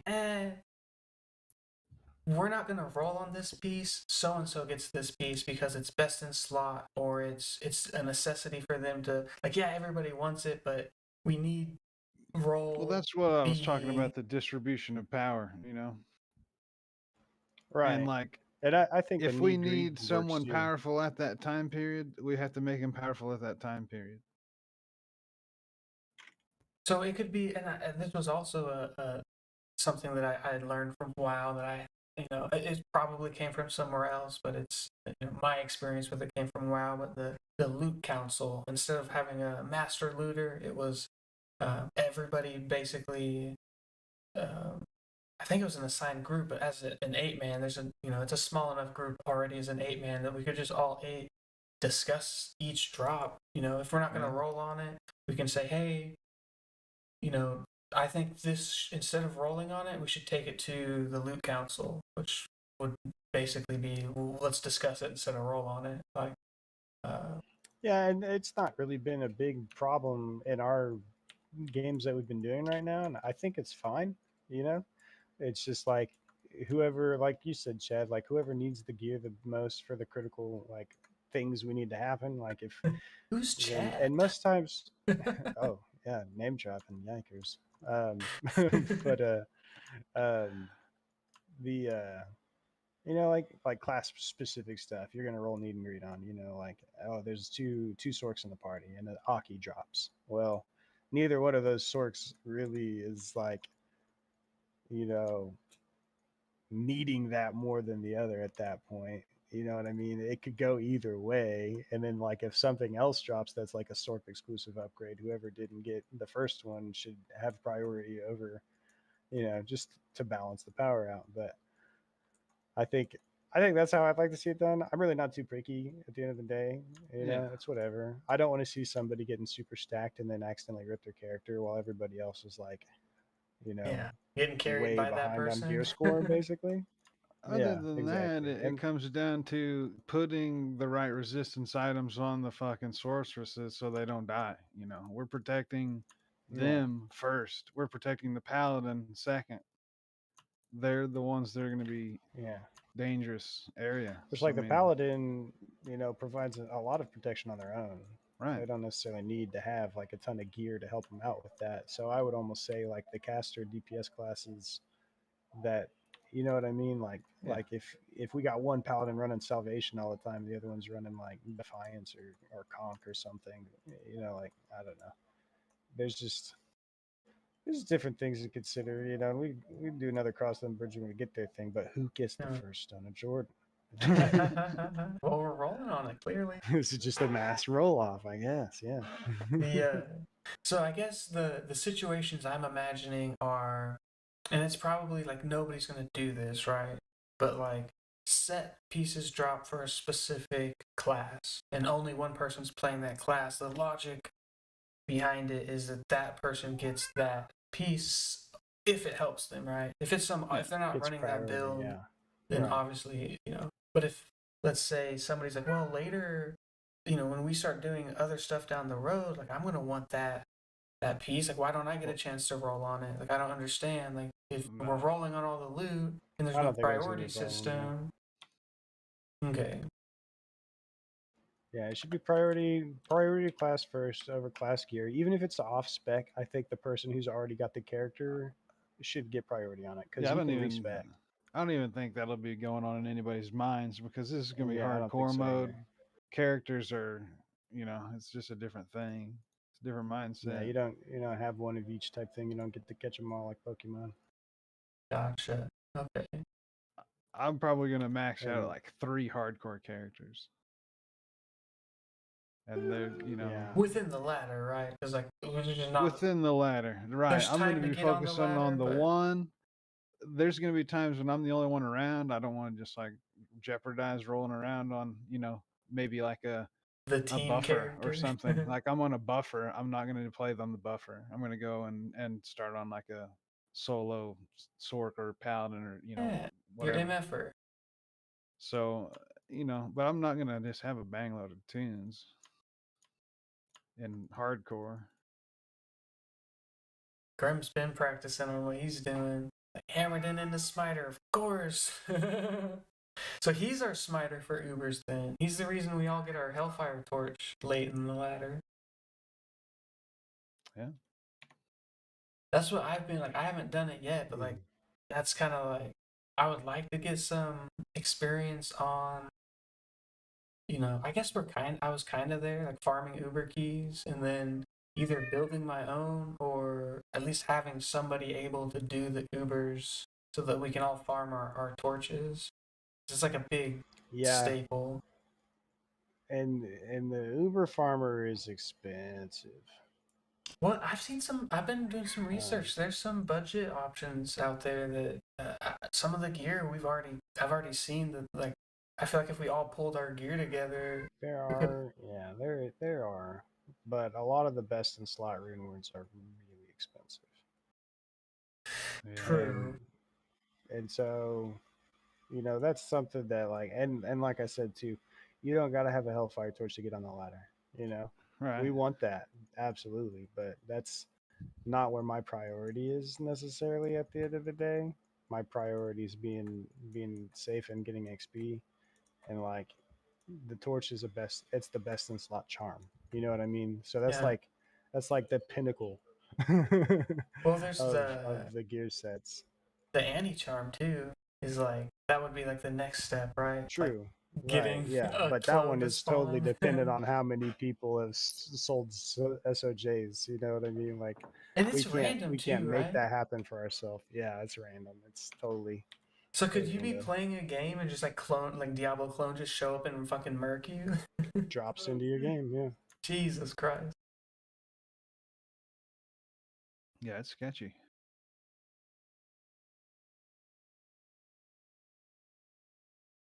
So I guess that's kind of. I guess I didn't. Wasn't fully like. I would like to see at some point in the latter playthrough, like my character gets that Hellfire torch, just to like, oh yeah, I got it. But like that's way later in the ladder, right? We're not opening out, killing Hell Bell, and like immediately like we're farming Ubers. Well, you check it out. We're we're 2 weeks into this launch. You can look how rich we are right now and kind of get a key on it. We'll probably be a little bit richer then. I two feel like weeks we after could like ladder be launch. like That's where we farming should be. Ubers right now if we wanted to. Like at least getting the keys and like having somebody geared out to go do it. It would have to be a pally. Like that's the Smiter Paladin's the only class I've seen mentioned when I look it up for like being able to handle it without the fear Yeah. of dying. That's for doing it solo though, right? Like doing a team comp isn't bad. I mean, I don't know. I hadn't done I've I guess enough never seen a research on team it. comp do Ubers, so It just makes it really right. tough, right? Is the 8-man Oh multiplier? yeah. You might not go in there 8-man, but I do. Trapsin could That's go something in I need to do there. more research in. I could see On like a 3-man or 4-man Uber group. You get a Chronixon, a Hammerden, It or just makes the it tough. sword. Well, the whole problem is just like getting one shot by an Uber. It's like super tough. That's where like Because the I way, mean, we haven't yeah. even done organ grinding yet in softcore. And I Right. think when we're doing practice, like let's talk about that. Let's get some organ grinders. Like we haven't crossed that threshold yet. And we've been playing for what, 2 3 weeks? How long has it been? I think Been a it's been couple 2 weeks. weeks.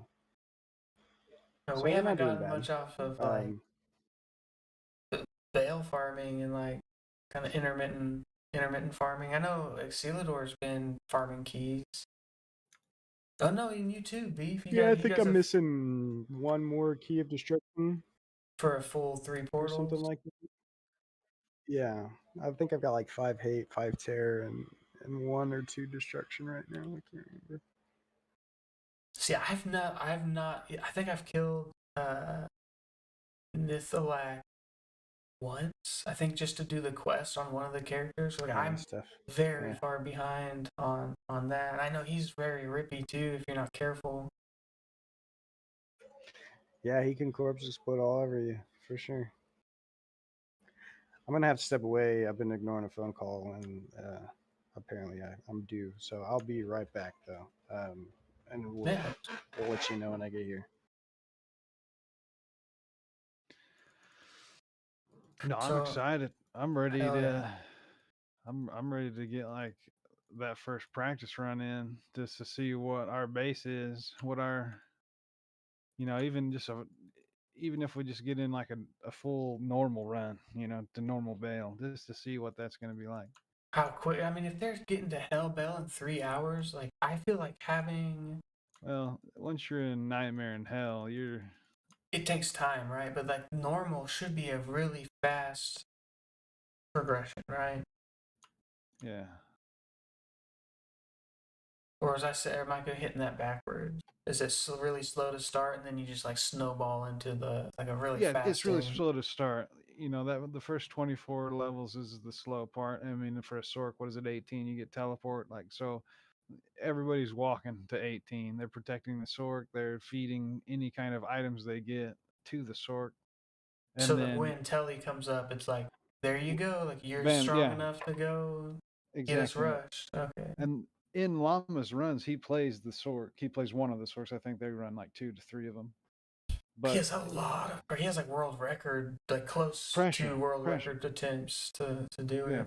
pressure, and that's his position on the team. He's the teleport Sork. He gets to the objectives. He pops the TP. Everybody goes in and kills everything. So your whole job is just to be alive, Yeah, hell yeah. to get good, to know where to teleport to, and that's going to be really whoever's playing our Sorks. There's a lot on their shoulders, man. Which I don't know. I haven't seen. Hell yeah, know how to map hack. Grim, no map hack. Well, it's like that mental map hack Yeah, hell yeah. because they know all the things. They They've know that studied it. little pixel at the corner of that room is like, that's the there there's room. there's details like that. The map layouts, some of them, they tell a story. They'll tell Mhm. you where it is as soon as you catch on to certain things. Yeah, I started But getting pretty good at when I was doing my Countess runs of like, obviously I'm pretty slow. I'm not teleporting as the assassin, but it's like smooth walls to divoted walls, and like certain just a single corner of a room can give away that that's the door room, and you can skip so much of the map by just making a left turn instead of a right turn, and just knowing that smooth wall versus that divoted wall can, you know, and just being overly mindful of it too, of like scanning every wall while trying to, obviously in hardcore you're trying really hard to survive. So there's like a duality going on there. It's like I need to pay attention to my character and surviving as a top priority, but I also just almost an equal priority of scanning the mini map and looking for those giveaways of where I need to go. I know. See, I was about to say I haven't. Like, obviously, we don't have a roster yet. We don't know who's doing what exactly, but I feel like on an experience level, Excelador's been doing most of the teleporting and looking uh, for ways to go. I think mostly in magic finding, but I feel like it's going to be the same, right? When he's telling to magic find Mephisto as quickly as he can, it's going to be the same concept of when he's telling all of us to Mephisto for the Mephisto kill. Uh, Telling us to Andy. I don't know. I think we kill Andy before he gets teleport, but like Nightmare Andy or Hell Andy, and when he's jumping us in those zones, like that's not saying like if he doesn't want to do it, like I'm not trying to put all the pressure on him. It's whoever does it, but uh, yeah, I think I'm with you. I want to see what like that's kind of like, and that's why I brought it up today, and like why I wanted to. We needed to have this discussion sooner rather than later because we need to get something going, right? oh yeah. Well, we had the discussion today, and we kind of theorized when the first practice was going to be, and I mean, even then, that was already like 3 weeks from now. Yeah, and I'm not. Was that the first practice? We hadn't Like even played for 3 weeks yet. That's a long time to that is, yeah. wait. So I know that's what was said. I think even if we do it on a smaller level, like maybe not getting all 8 together, but I think we should look at as early as this weekend getting like a level one, like getting all on level one characters and running Act One together. Right. People interested in playing the Sorks role, we need to be having like pre-practices to the practices So like yeah, to mess around with pathing the full and eight stuff. man, we can schedule it 3 weeks out to like our first full 8 man practice. But I'm gonna be playing this game every day, and like especially on the weekends, I'm committing like 20 hours per weekend to playing games. And right now, it's been Yeah. specifically D2, so I'm game to dump some time into practicing these runs, and like Right. running to act one like bell kill and just deleting the character to restart it. Like, it's I don't need like this character made it this long and I'm gonna save all of these characters. Like I feel like the practice run characters for me are gonna be delete on completion Right. Yeah. characters, because I don't ever want to get lulled into a sense of, well, let's save all of our Act One runs so that we can then start practicing our Act Two runs, and maybe we should. I don't know, like, but it's kind of up. I mean, I guess maybe we could do that. Like, do 4 Act One runs, save all 4 of those for when we start slamming our Act Two practices. But I'm saying act. I'm meaning like difficulties, right? Running all the way through normal run, hell, like nightmare run. But I Well, don't know. yeah. I mean, the normal run's really the only one that's the big deal for Everything else is uh, skips and power leveling, right? skips, power leveling, uh, and just for the teleporting, the pathing for the teleporting.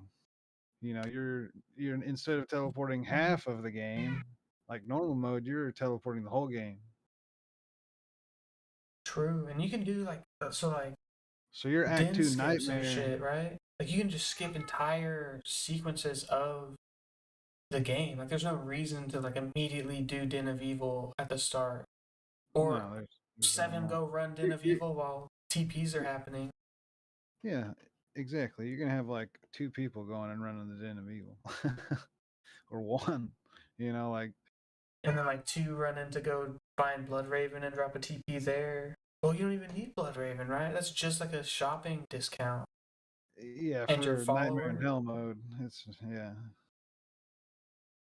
So it's gonna be, but that's why I want to talk about the routes and getting the routes down. And that's gonna be the biggest deal. That's So where all the time is made up okay. for doing it quick. That's why they've got that down to a 3-hour run, all 3 difficulties. Yeah, I'm sure everybody has an exact like itinerary of like what What they're they're doing doing for at that any 3-hour moment. period of time. Yeah. Until it gets to the point where it's just like everybody needs to be in bail, and it's just like boom, Right. we're there, and XP is getting dumped into people, and then it's the next act or the next difficulty, and then it's back to your itinerary. All right, you need to be going from here to here to here to here, and you need to be at TPs when TPs are up. You need to listen to call outs. You need to, um, you know, follow the script, follow the plan. I saw there's a hardcore ladder reset tip thing. I was gonna pull it up, but it was just too long. I can't remember the dude's name. It was Hydro something. Definitely worth googling because it was like And I mean, this is just for like the initial simple day stuff. of. All this like panic stuff that we're talking about. We're not. It's not. We're not going to be playing like that like all the time. It's just for like the pushing part. Launch, yeah. Because we want to be like fast out the gate, because that's the best way to get on the ladder, right? If you wait too long, you're just It's all fighting. about getting to 24. That's the whole thing. It's like how fast can you level to 24? So that's what we should be practicing. Everything else is just easy peasy. Well, everything Well, else is pathing. I mean, you still got to know, like the key people have to know it. That are doing it, the teleporting and stuff. I think it's pretty. I think we have a good stretch or a good idea of where we're at for now. I think there's a lot more to be discussed and a lot of planning and not theory crafting, but like getting roles set and like getting an idea of what everybody's going to be doing, and then we can, if we could do that by this weekend, at least get, who's going to be the teleport sork, who's going to be doing the specific roles, then we can get like start getting groups together for these pre-practice practice runs where uh, we're getting our feet wet. I mean, we've been playing right for the last 2 weeks, 2.5 weeks. So it's like we're already getting, the button clicks down, the filling out our characters, or at least in some way, shape, or form. But yeah, getting ladder reset ready is, I guess, the next threshold. If that's what that's what the goal is to get.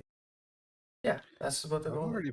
I've already played up a few different characters, so I've, I've practiced the Sork, the Barb.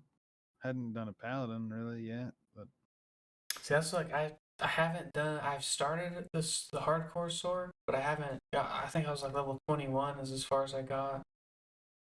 I don't feel I just don't feel confident on the character. Right?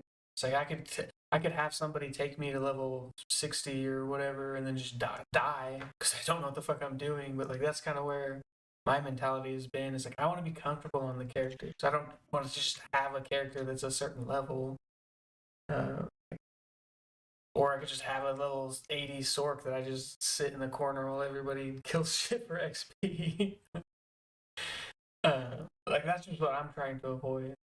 Like having characters that I don't know how to play just on my character list because I was just given a bunch of waypoints, taken to Bale, XP to X level, and just I have no idea what I'm doing on that character.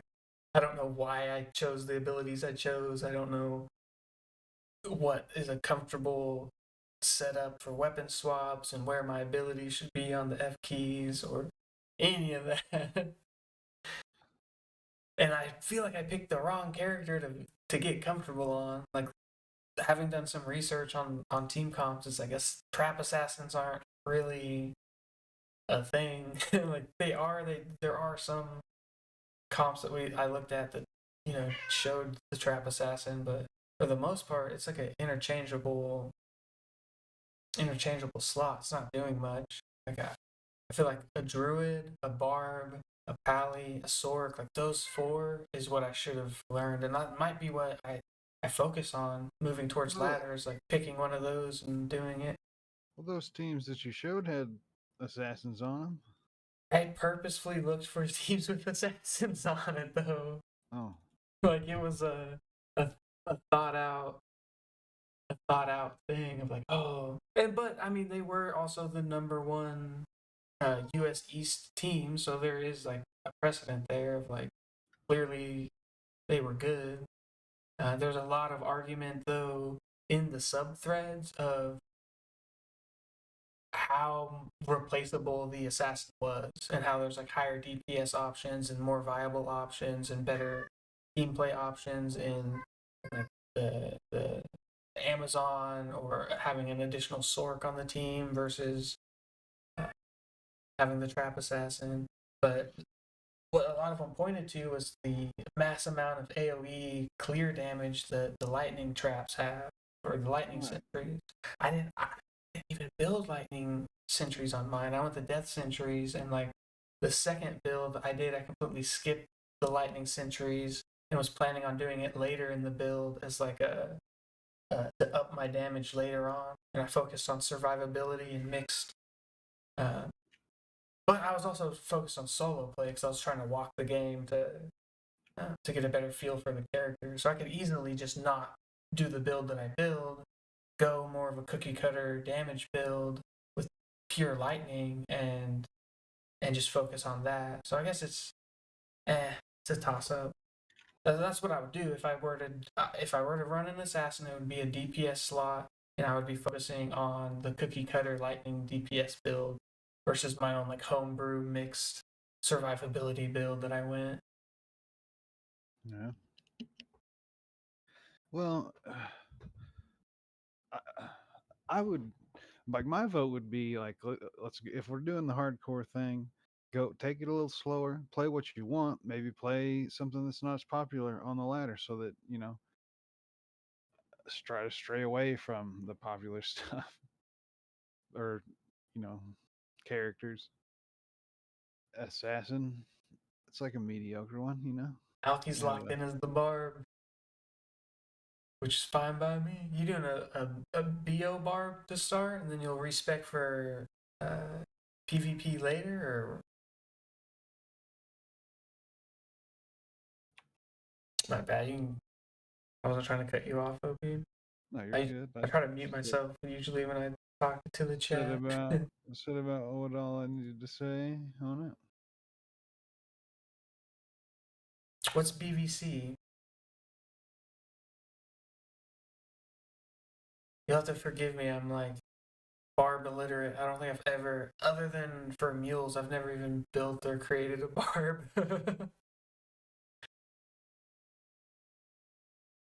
Okay. So you're like focused on killing casters then? Hell yeah. That's funny. You're gonna be murking people. That's so funny. I can't wait to see fucking the public chat. Fuck Alki. That goddamn motherfucking barb, dude. Coming in here killing my ass.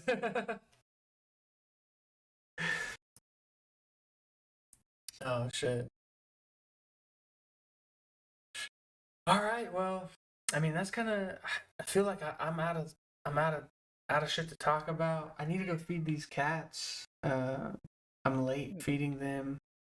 Let's take a quick break before we wrap up. Maybe Beef will be back Okay, by go then. feed them, and then we'll plan on wrapping it up afterward. I'd like to. It's getting kind of late, but I definitely would like to play some. Now that we fucking sat here and talked about it, I'm even considering rolling a character just to like.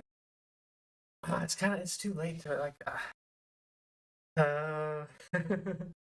Like I wish I just didn't have any obligations, man.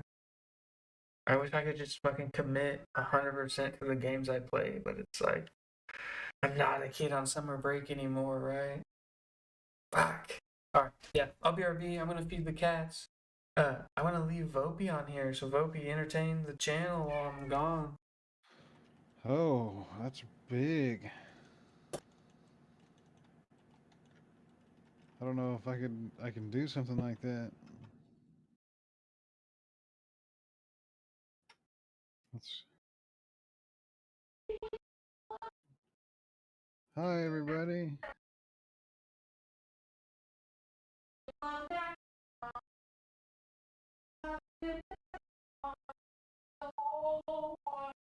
Currently trying to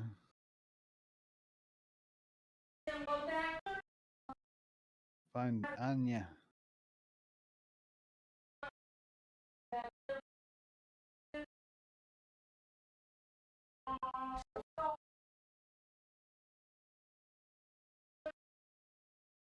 For a couple characters.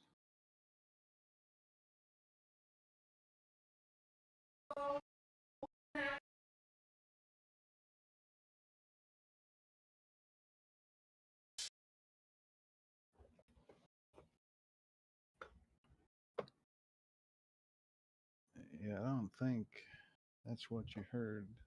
I don't want to play the sword. God damn.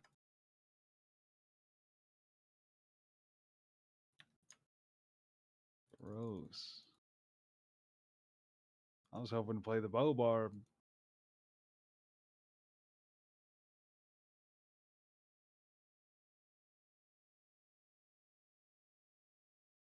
Get some of those level 31 bows again.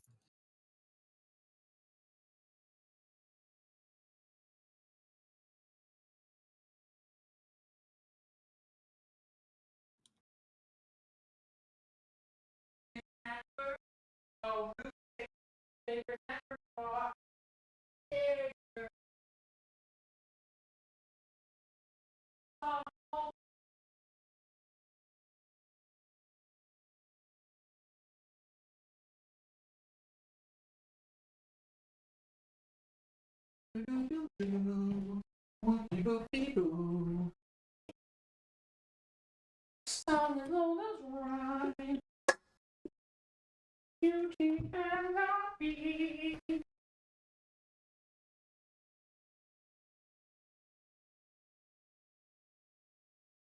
The loading times are terrible.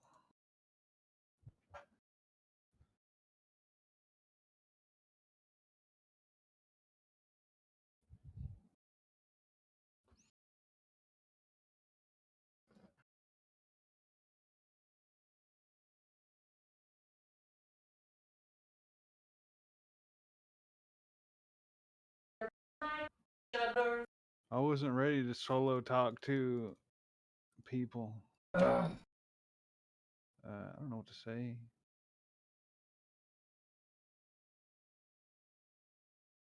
All right.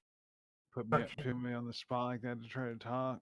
What, did you not say anything the whole time? How boring that must have been. I said a few things. Phobian cyber sorks, that's what I heard. I wouldn't mind playing a sork. I feel like I would kill a few of them, right? I would be the one that's like, everyone's like, God damn it, fatty, like, quit dying.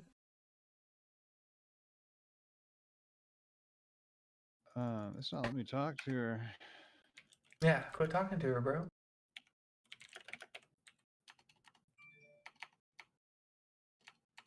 So yeah, I mean, what are your thoughts on like another, like a follow-up Diablo 2 talk session? Would you be interested in joining again, or do you think other people would? For sure. I think it was cool.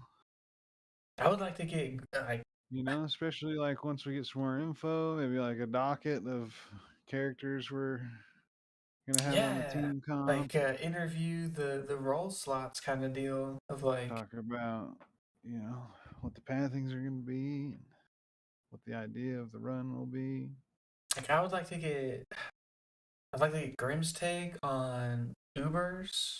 I would like to see how, because like I know, like what Poto said, like the goal isn't to get the Hellfire Torch, but like I want to get a Hellfire Torch. And like I want to get, if Grim thinks he can do it, like I want to dedicate some of uh my time on the ladder to farming shit that allows him to get that done. Because if he can get us all torches, like why not? If we're gonna be farming keys, like why not? Like that is in game Diablo 2. Like I've never gotten to end game Diablo 2. I've never gotten past mindlessly farming Hell Bell.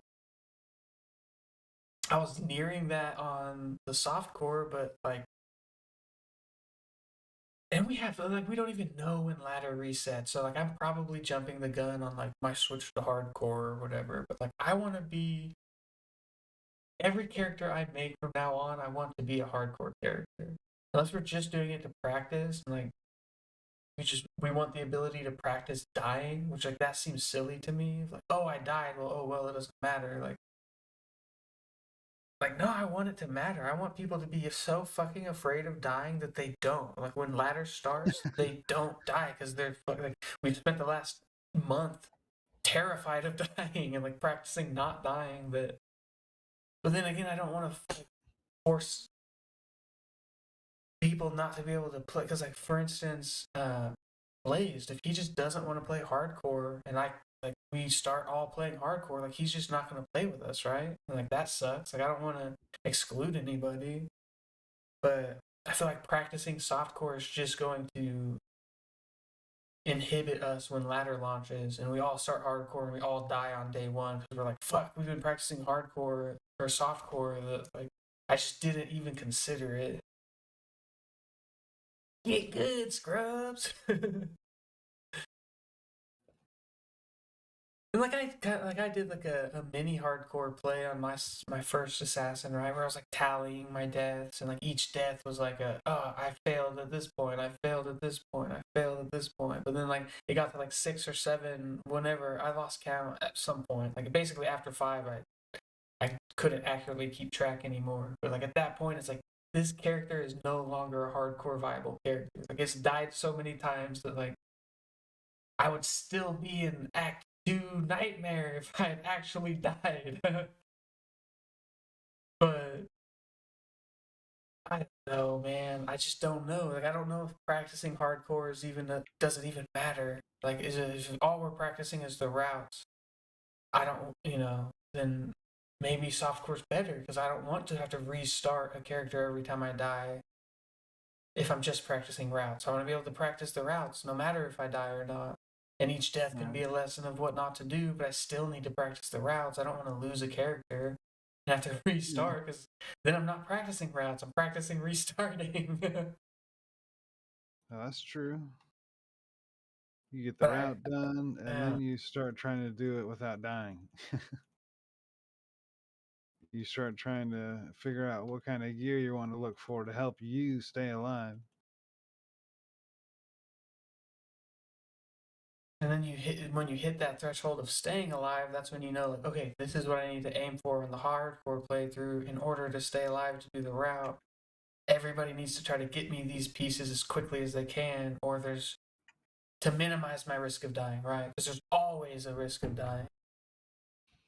Oh shit, I like that, Alki. Oh shit. Each death is a -5. Not just your first. Everyone who dies gets a -5 multiplied times the amount of times they've died. I'm never getting the SOJ. But neither is everyone else. Only the rightful chosen one.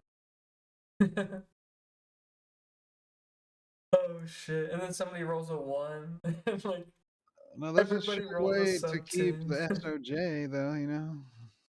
Yeah, I guess true.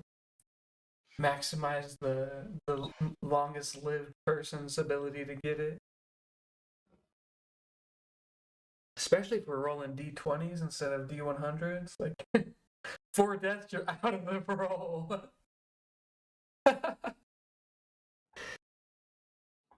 Oh shit. I like got some of the cat food on my fingertips and I just rubbed it into my eye and it burns like a motherfucker. Ah.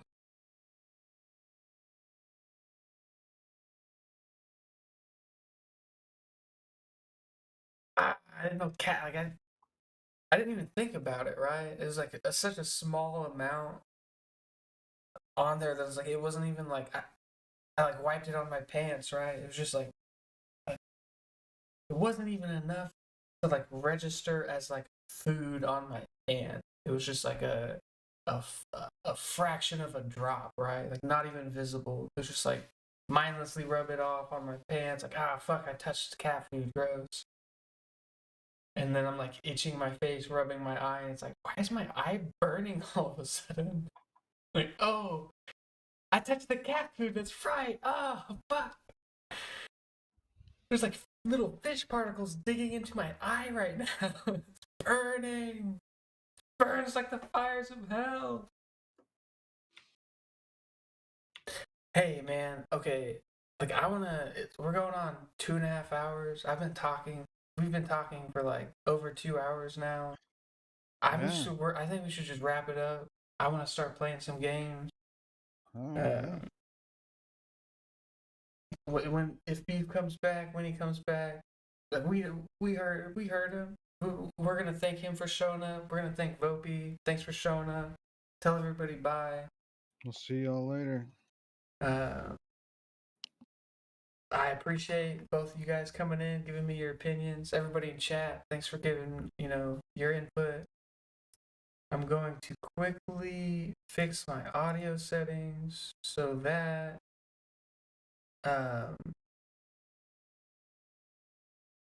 we are silent on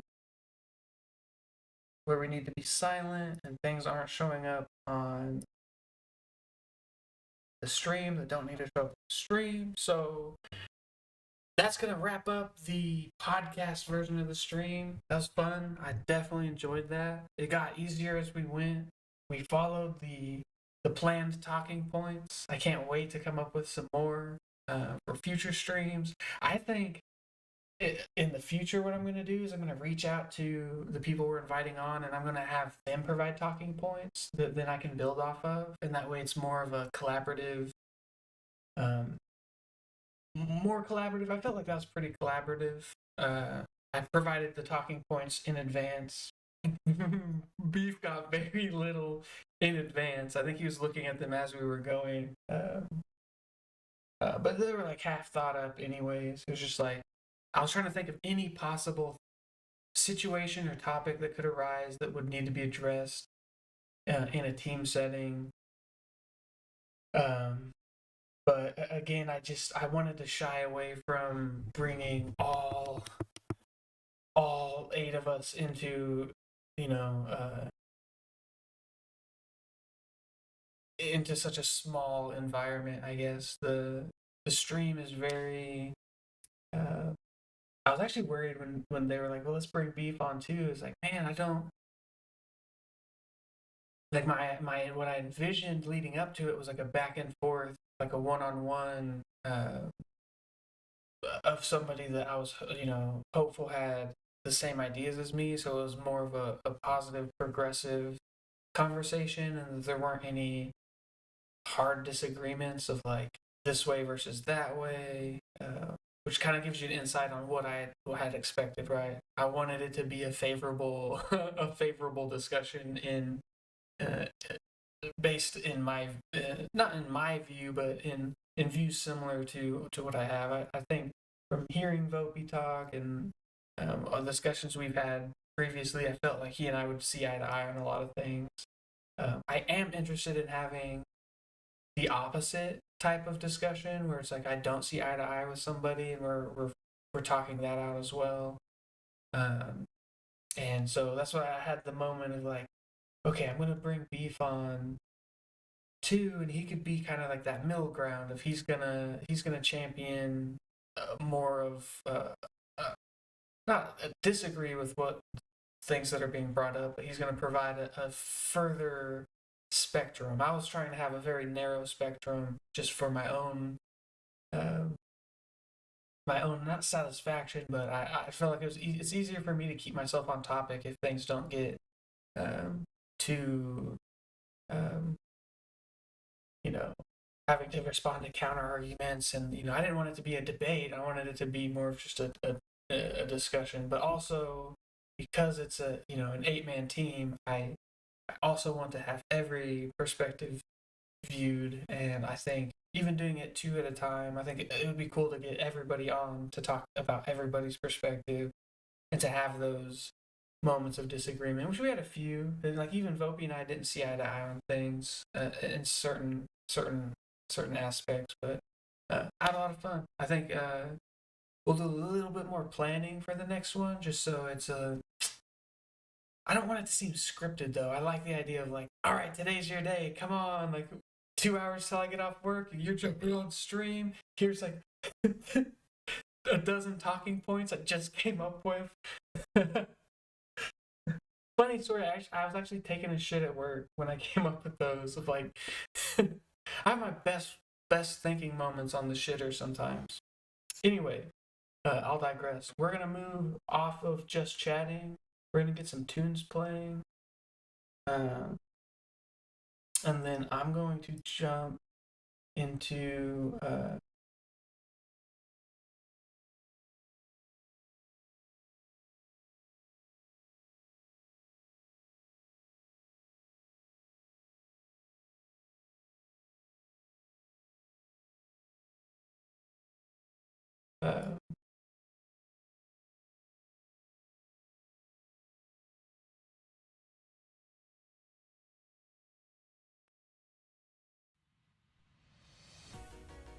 oh.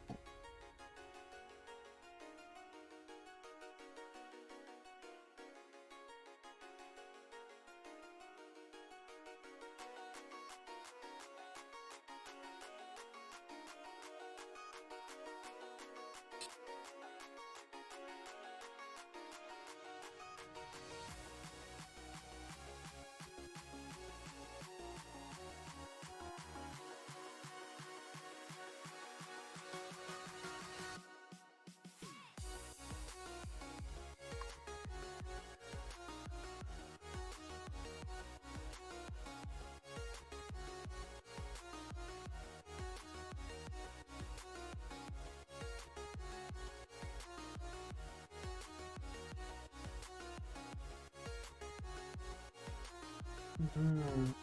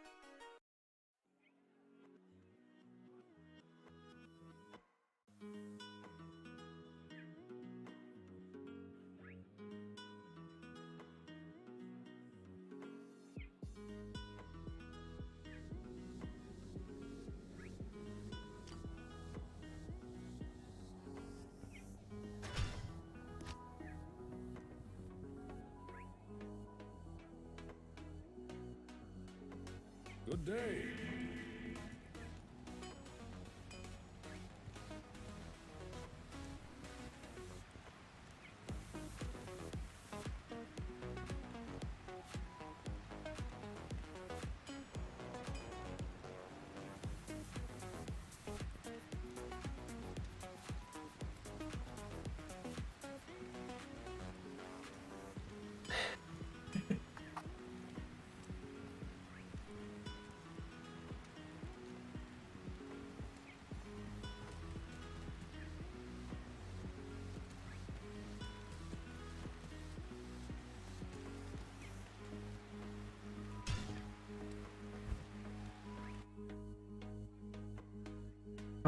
I had to make sure that I was seeing audio picked up. I just didn't want it to be Discord audio. I'm not trying to get anybody's nonsense out there. Oh shit! I don't think I've seen this one.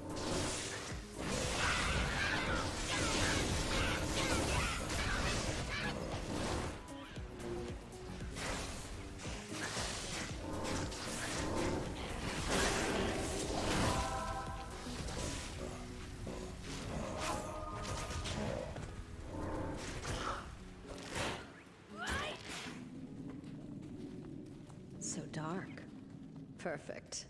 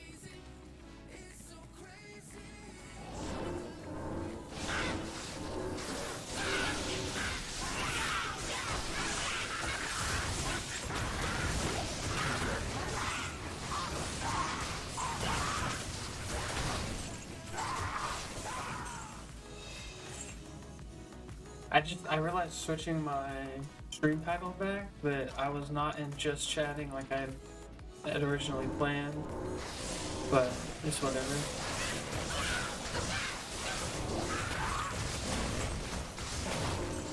It was in Diablo, so it was same difference, right? I was doing what I said I was doing. In the title, it's like a podcast stream, Diablo 2 style. Just no Diablo 2 gameplay.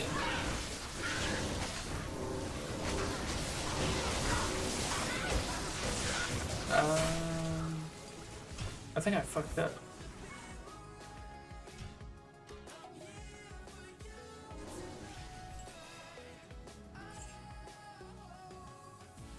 I don't think I had. I think 10 was way too high. It was like peaking on the charts.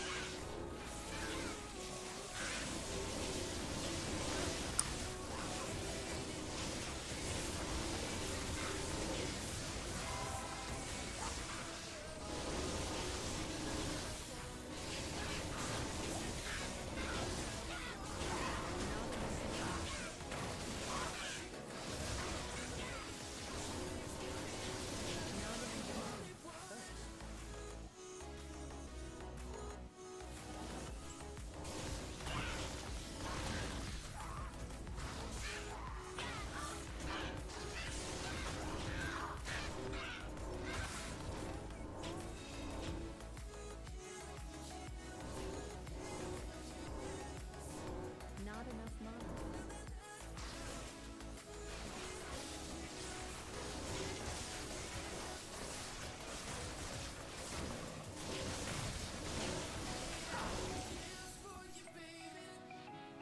Oh, The rogue's test is done. the rogue's test is done.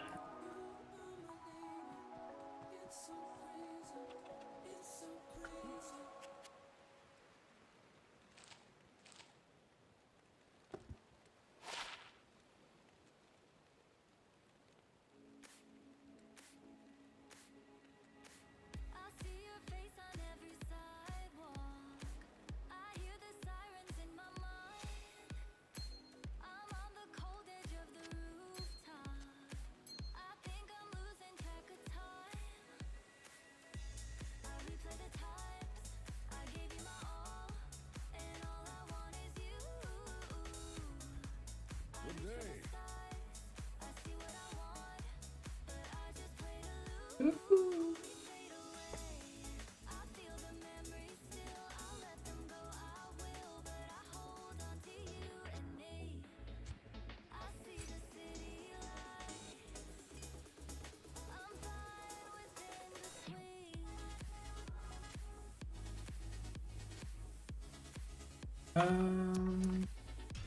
Give me a second.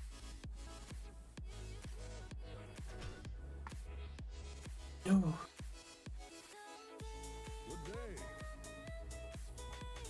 Where's my lore? I see the city lights in the night and know I'm fine with in between. I'm getting tired of moving mountains, 'cause you're not meeting me halfway. You left me tied right to the ground, and you feel so close but far away. I step in the fire, and all I want is you. You're taking me high. I see what I want, but I just play to lose. I feel the memories still. I'll let them go. I will, but I hold on to you and me. I see the city lights. I'm fine with in between.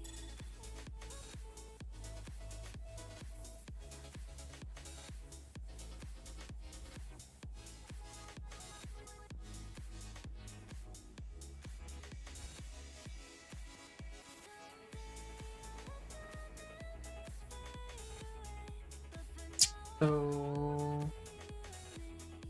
I see the city lights in the night and know I'm fine with in between.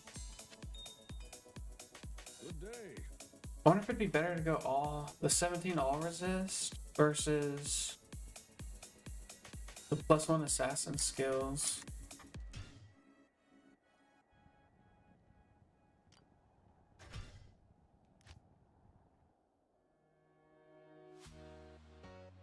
Good day.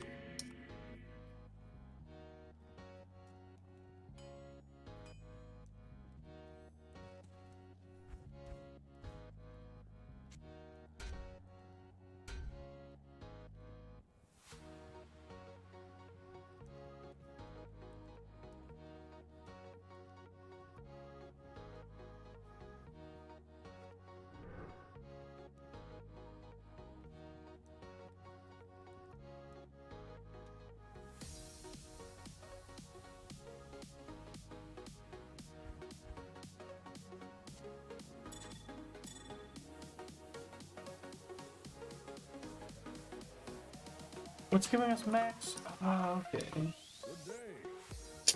What do you guys think? Oh my god, I'm way over capped on fire.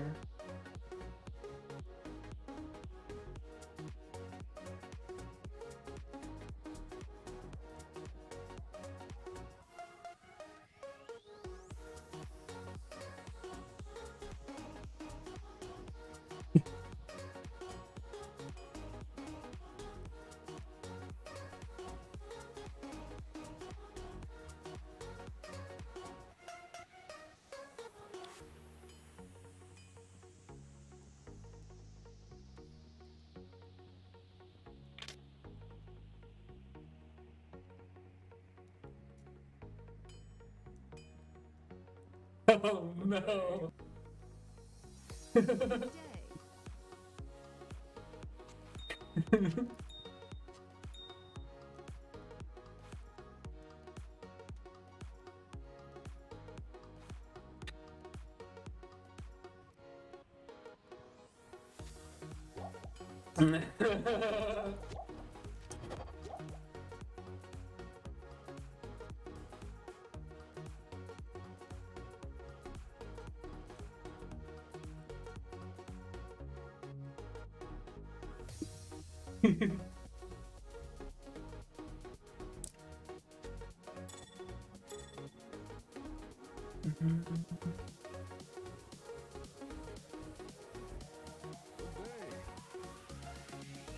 Greetings.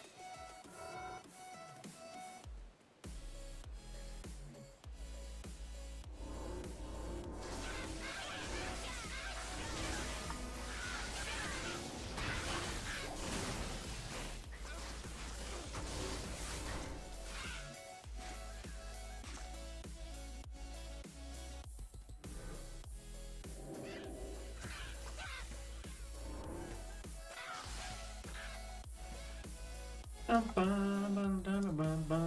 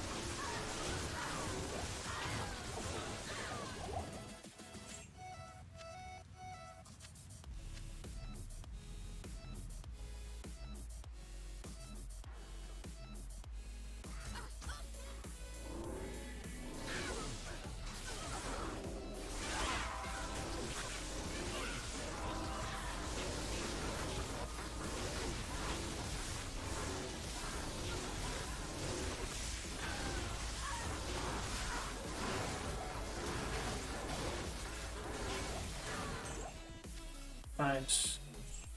I cannot wait to get more of that.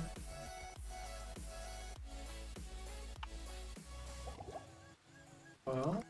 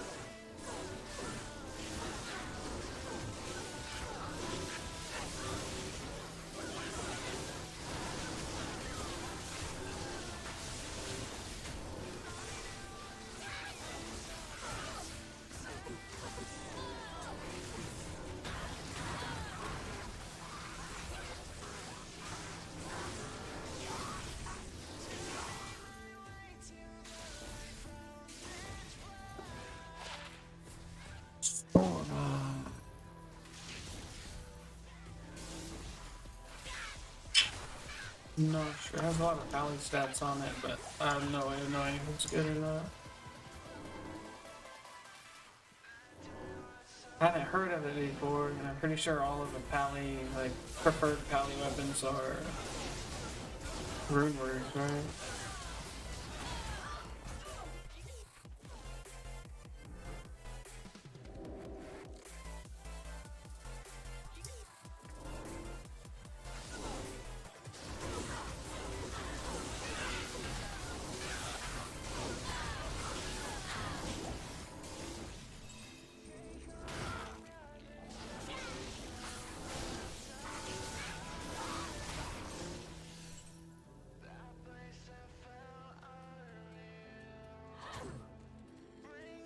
Old planes into stone? Whose handiwork lies buried here? Fucking lightning res. Are they all lightning res? Of course.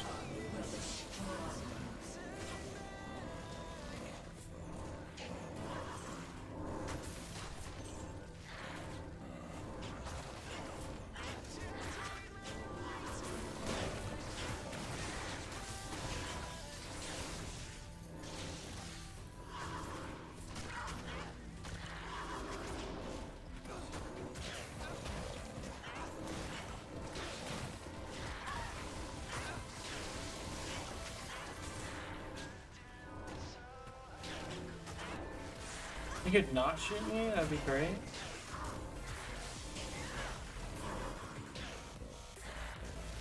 What did the venom do?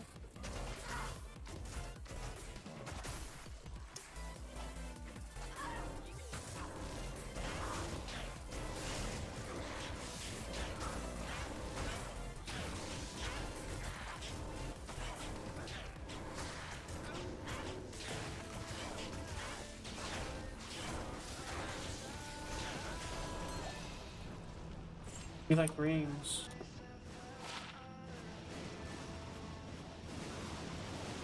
You don't like that ring though. What I killed stays dead.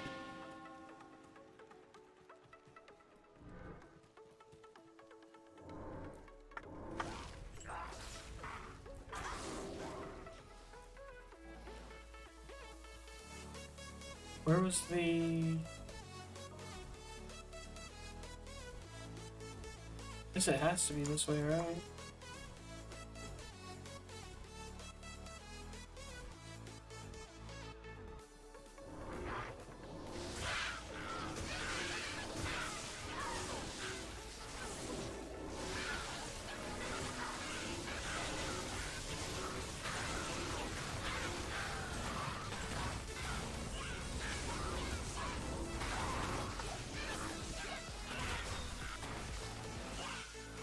Emerald.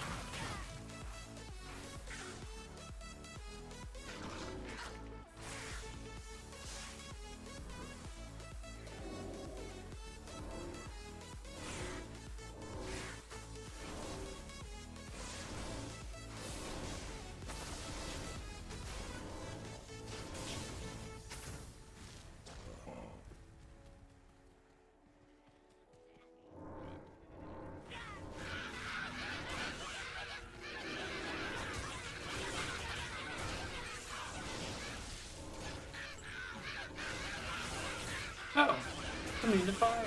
Turns out, not good. Could use fire shit.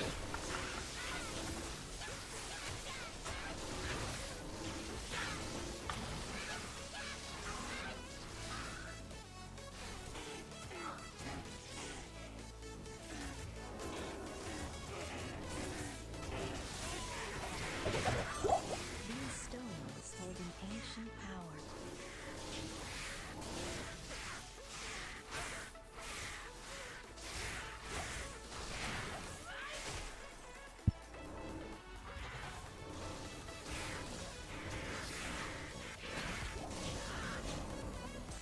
Damn, I'm getting all kinds of rune drops. What the fuck?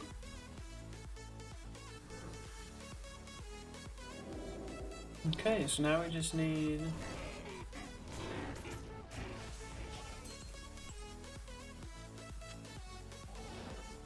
Just need the waypoint.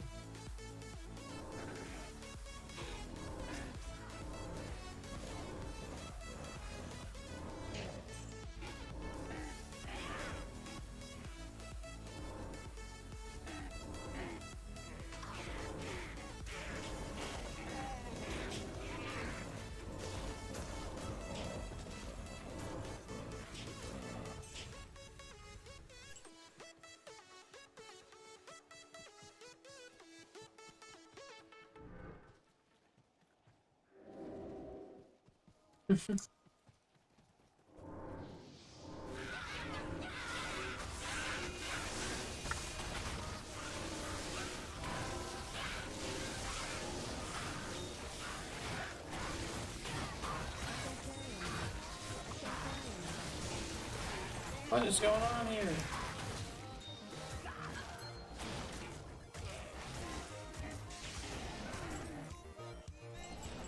What in the heck?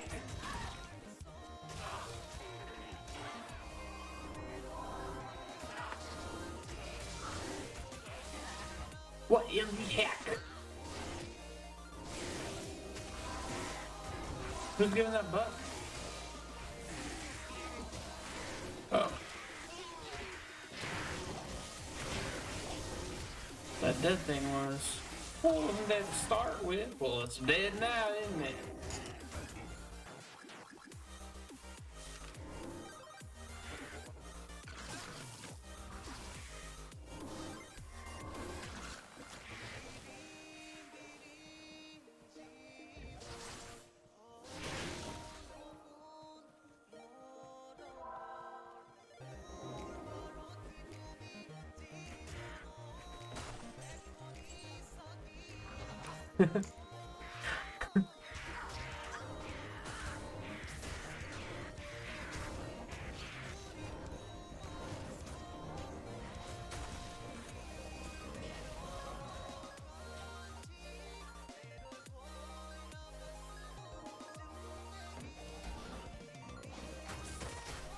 like I'm constantly mentally preparing myself for like, I could die at any moment. I could die at any moment. Don't get mad. Don't get mad. Don't break anything. You can die at any moment. Fuck.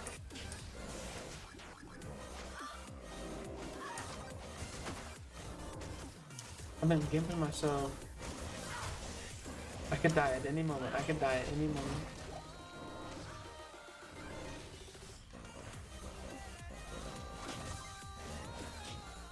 If this is the waypoint, I'm gonna be fucking pissed that I didn't just see it.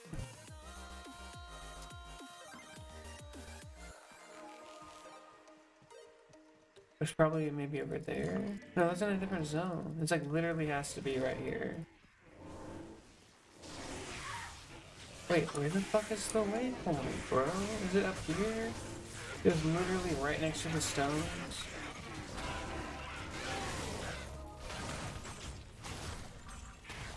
I fucking missed it. Whatever. Hurl back. Why am I sitting like this?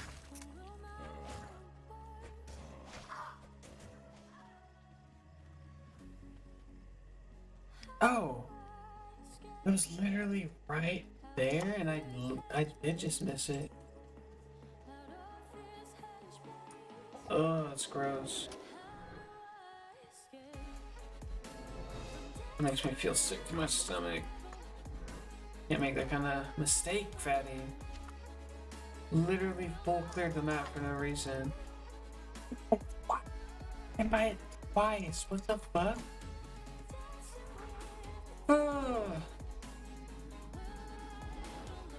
I blame you guys, by the way. You guys are like my extra set of eyes chilling, and you let me down. You let me down. But guess what? If you're doing your own shit, how can I also expect you to just be like mindlessly watching my stream? Helping me look for waypoints and shit. That doesn't make any sense.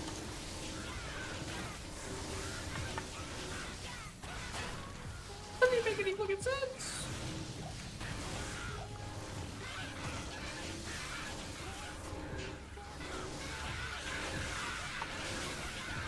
Yeah. Can you please stop? Jesus Christ.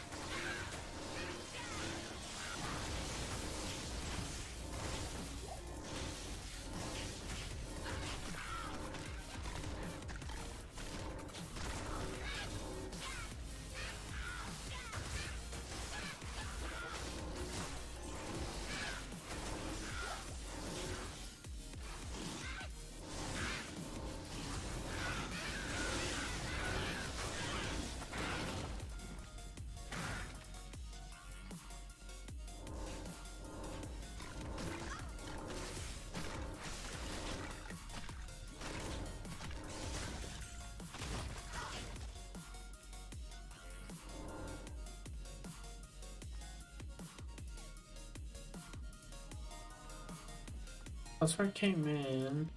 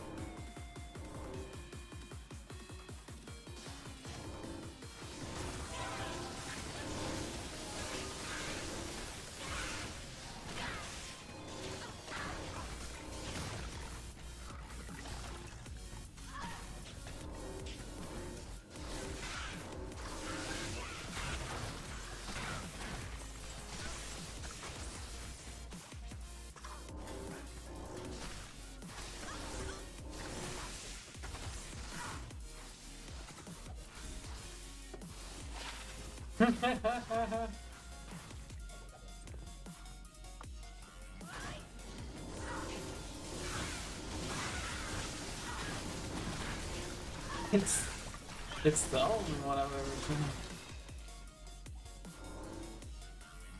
It was the best of times and the worst of times, but only 'cause it was the first of times.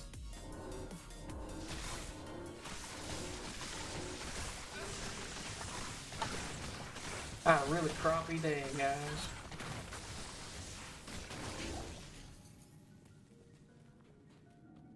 Uh,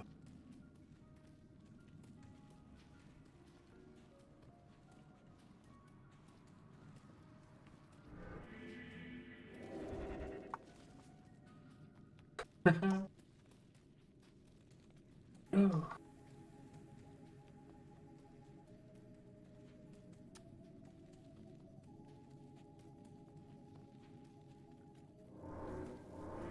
Dude, I really hope it's over here and not.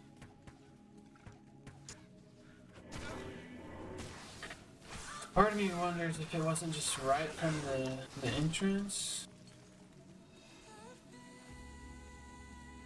Over here? Oh, okay.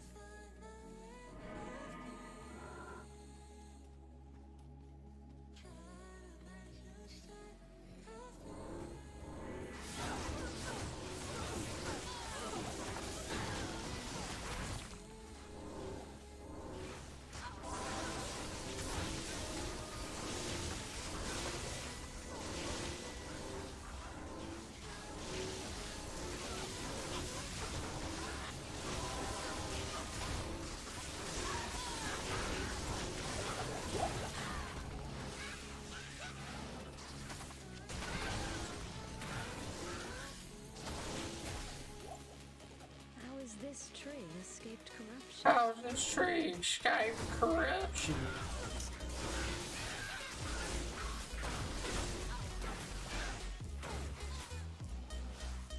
Alright, we need.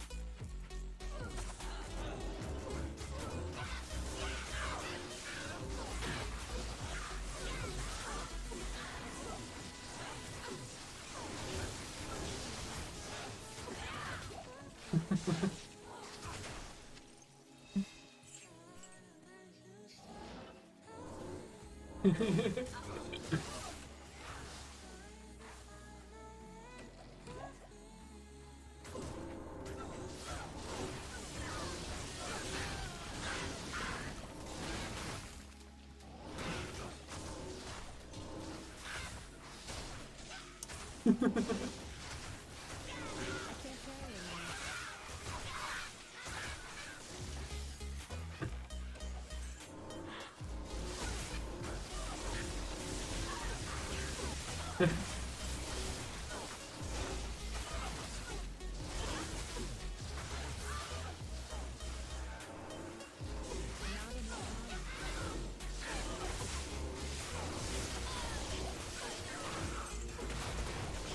need mana.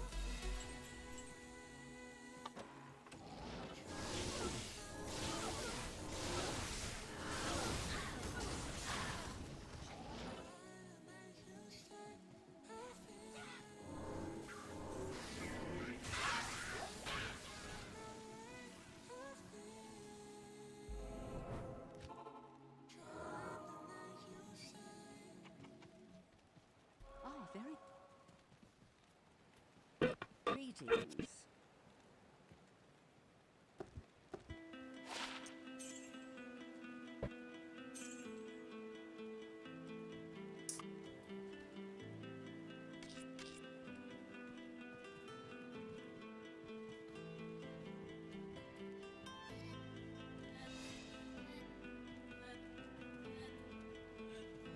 Yeah, we talked for a while. Good day.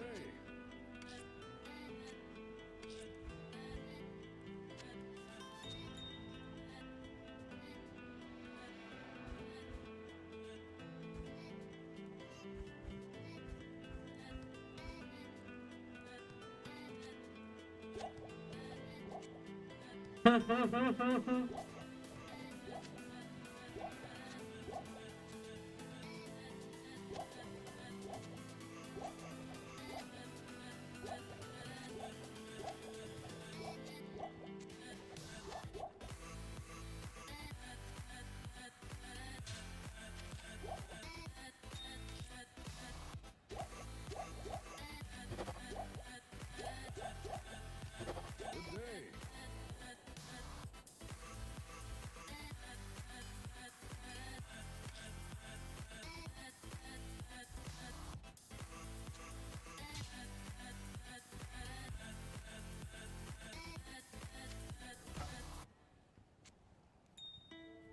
Yeah.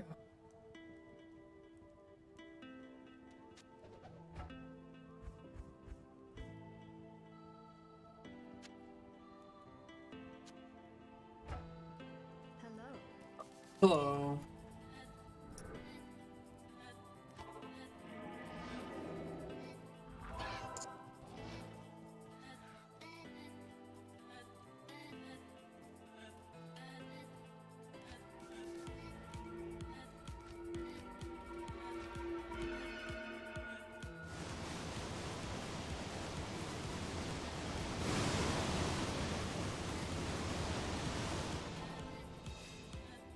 Tristram.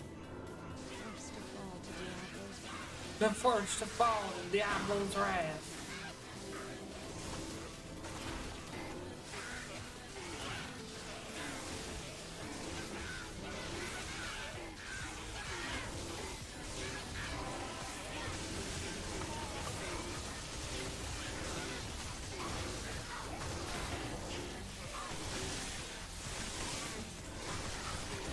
Oh shit.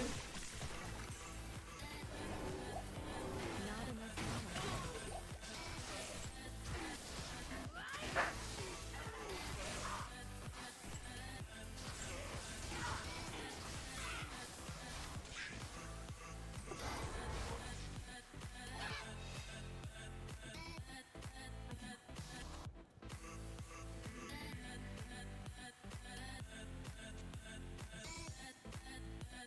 Good day.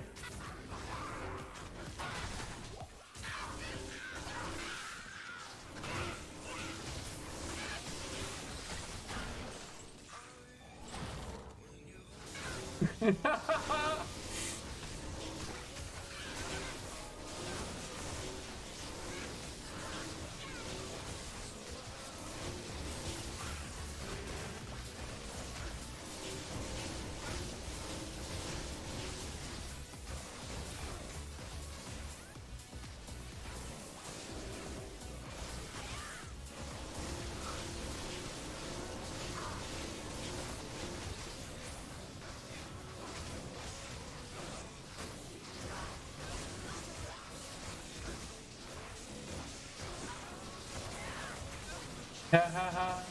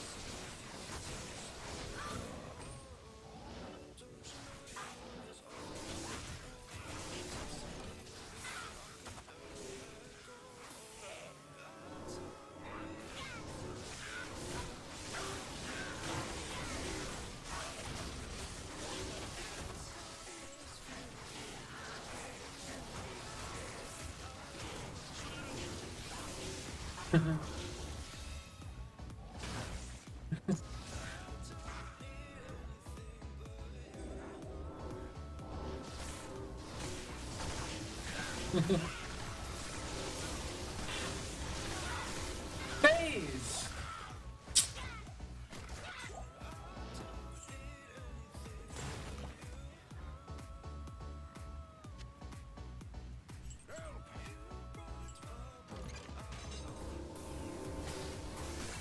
Kane, go to the road camp. Not enough money. Not enough money.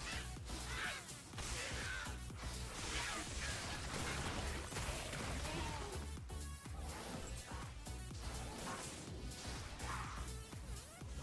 enough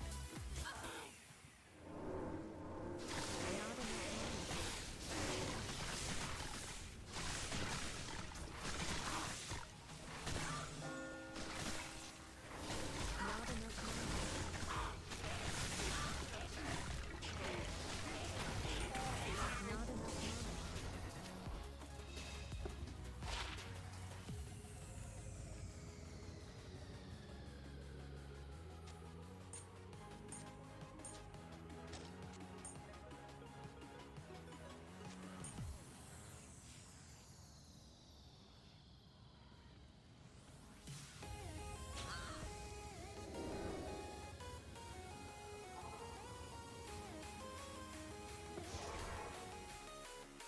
Not enough money.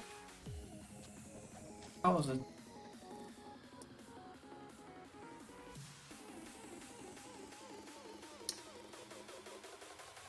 Oh, I did need cold res.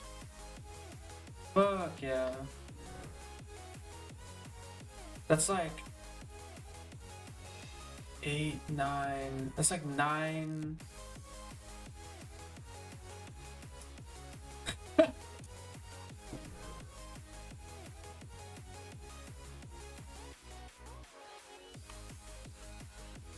You have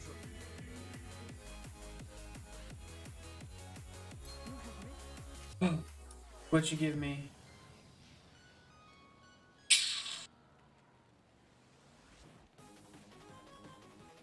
Damn. It's not good enough.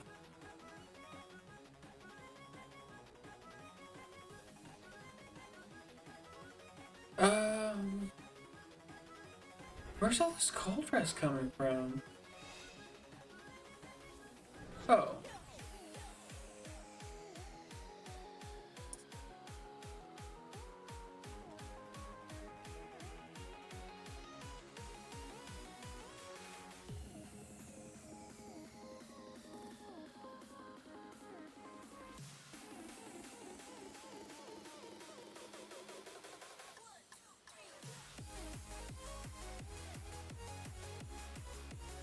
I could lose 15 fire res.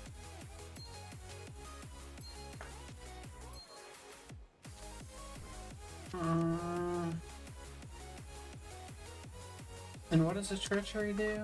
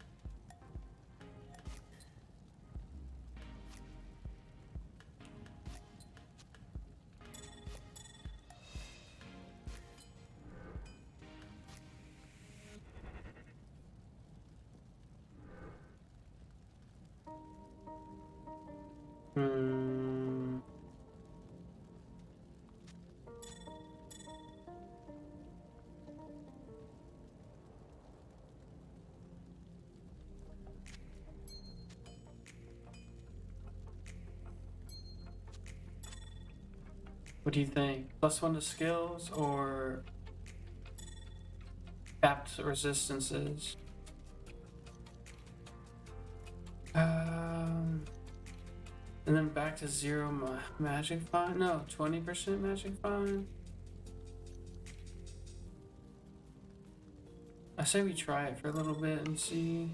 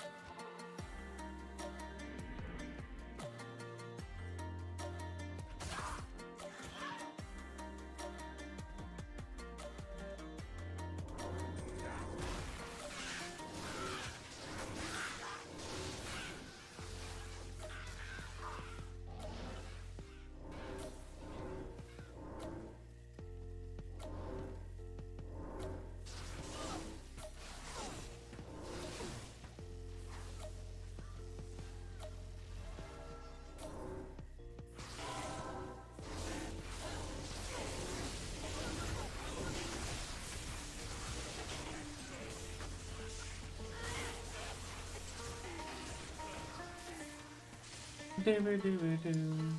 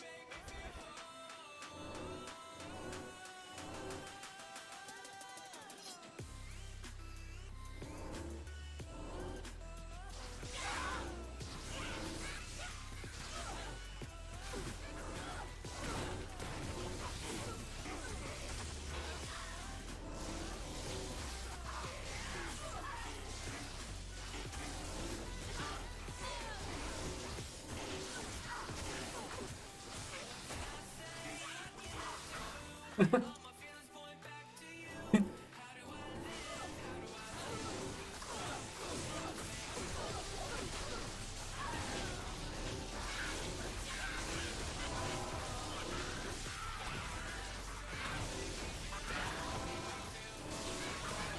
I swear, just like I was imagining Legos in a blender.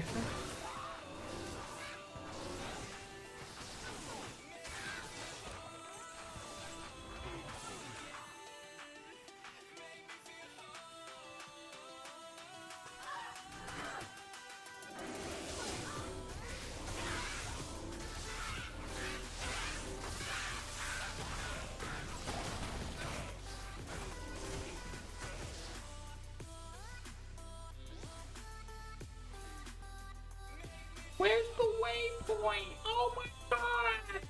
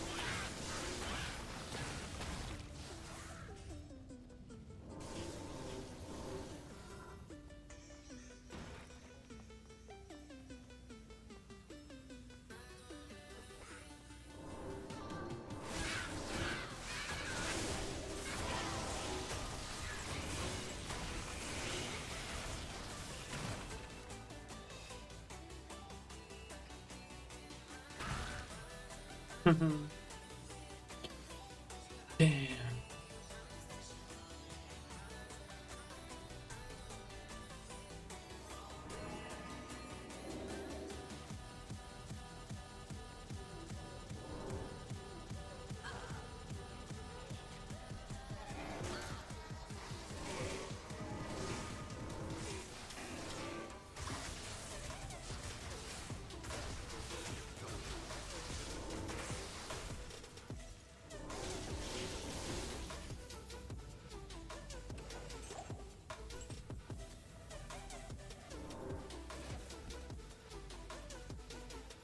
There it is.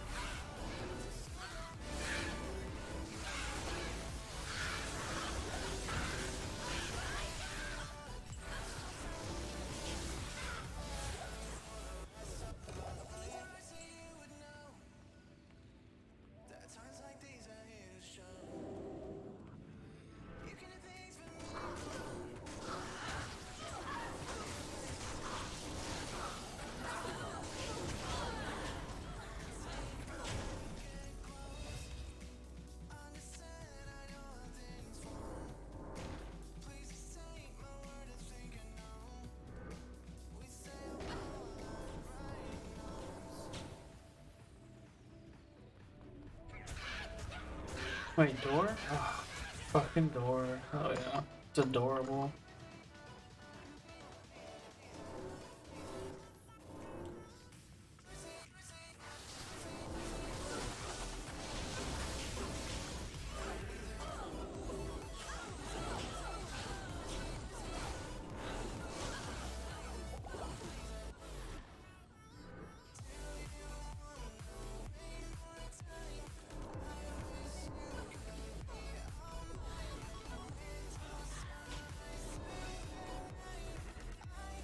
Motherfucking phase.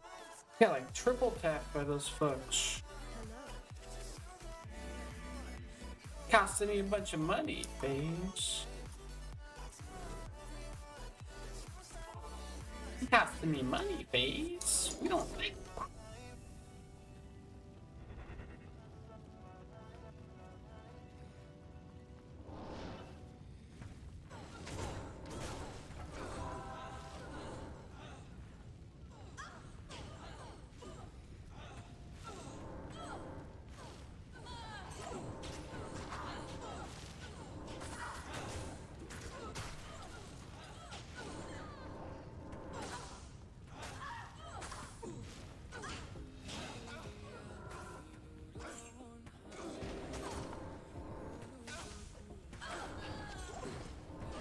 Immune to lightning and fire? Oh, fuck.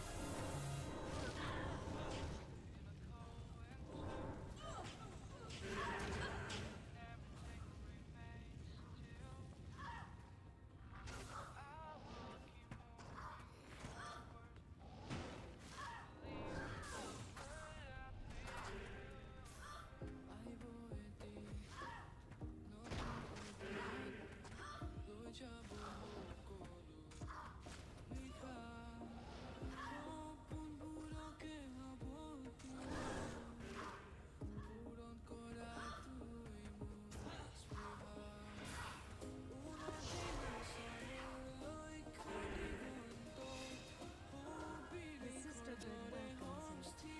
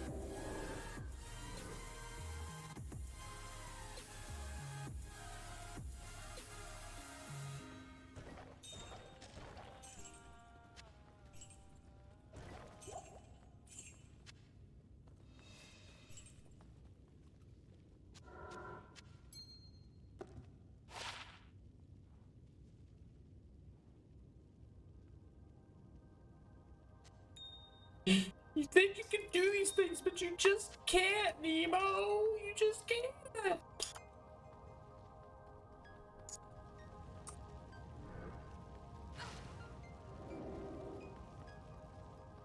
Didn't even need to go that way, guys.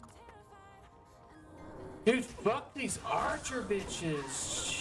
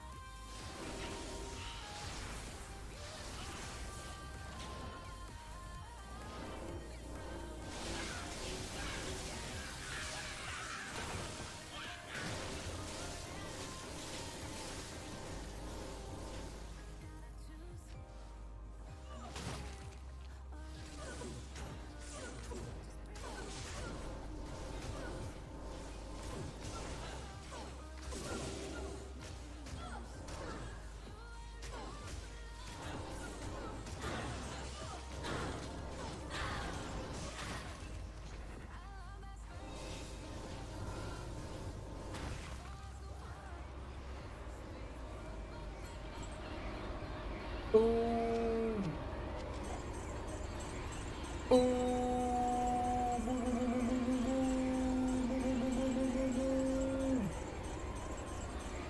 It Ooh.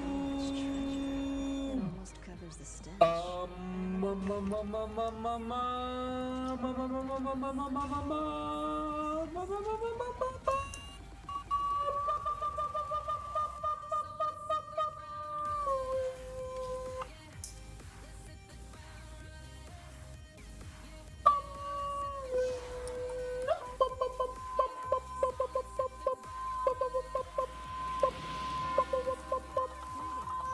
Okay, I'll stop.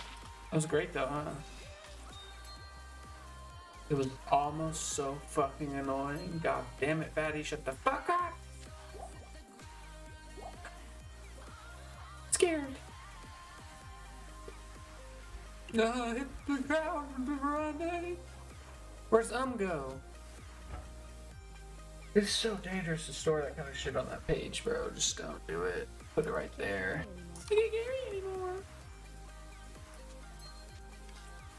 Um, um, um, um, um, um, um, um, um. Oops, I was moving runes around and I socketed my into my superior side.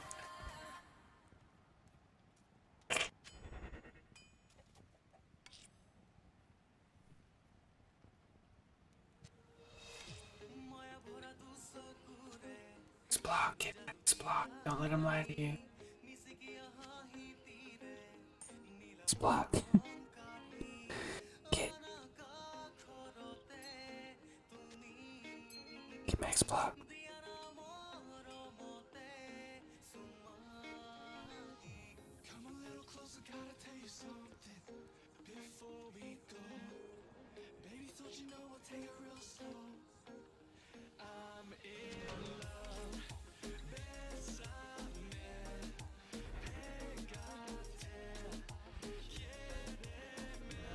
Nope. Don't do that.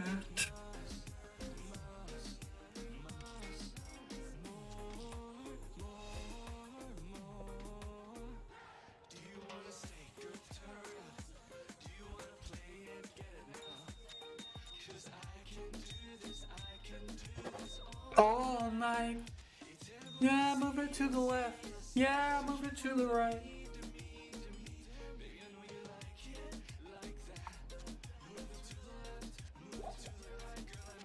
Like, so bad. Move it to the left, move it to the right. I'm in love.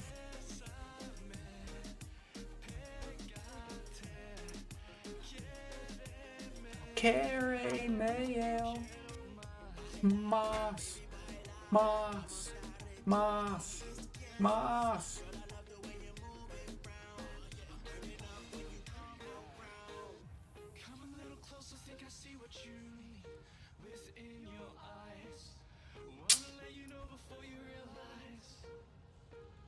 I'm in love.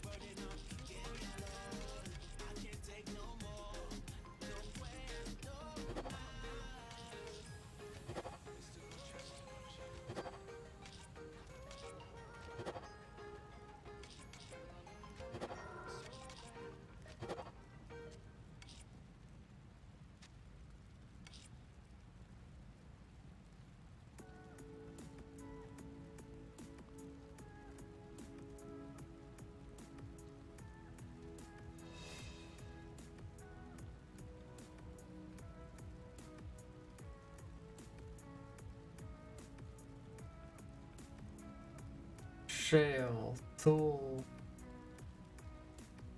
Len.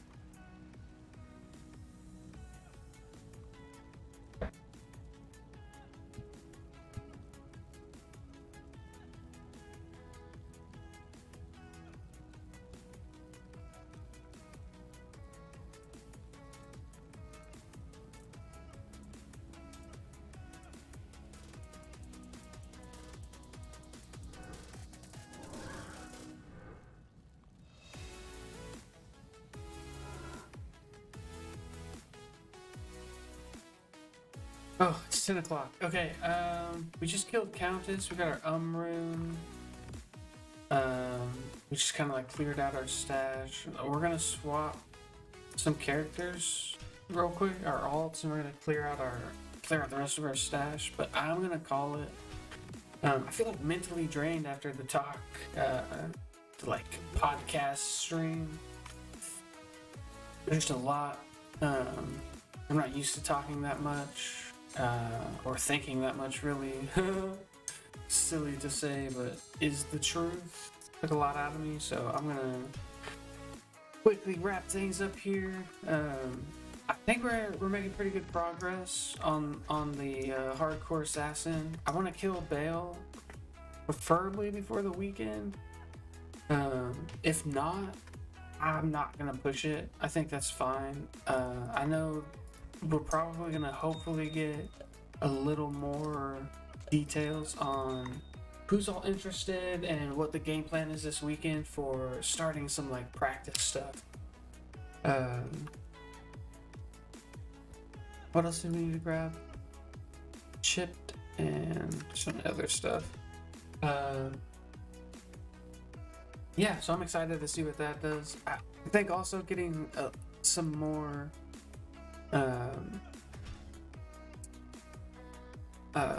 of those like talking podcast style streams would be cool.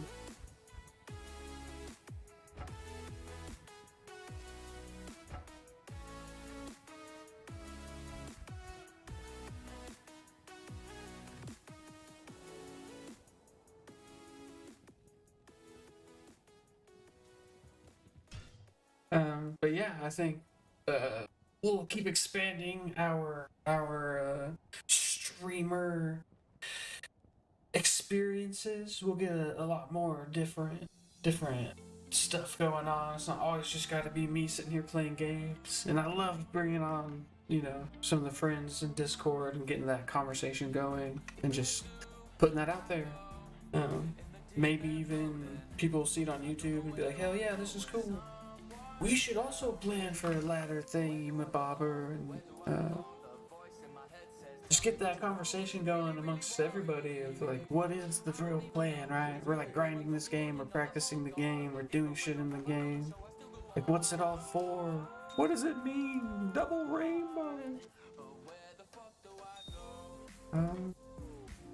Where the fuck do I go? We have a pretty solid chip gem collection going on there. So, rings? I think we'll get another one. Rings. Guns.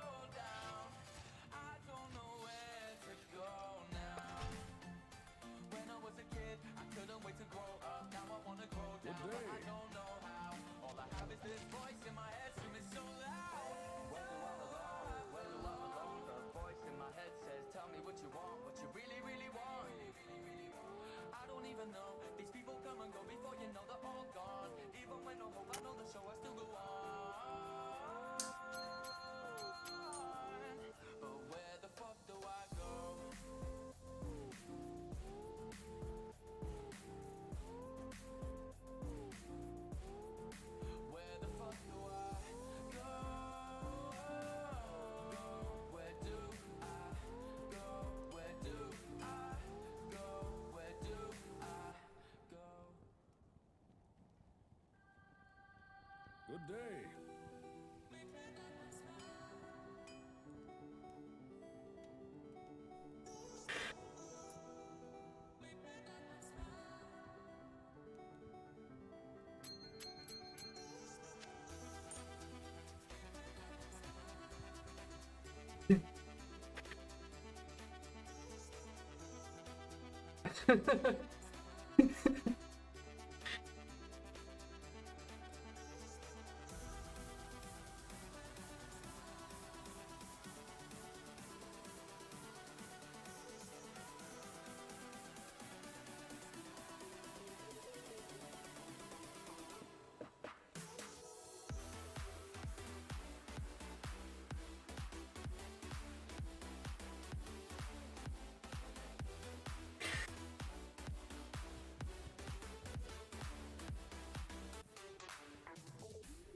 Alright, that about cleans up the stash.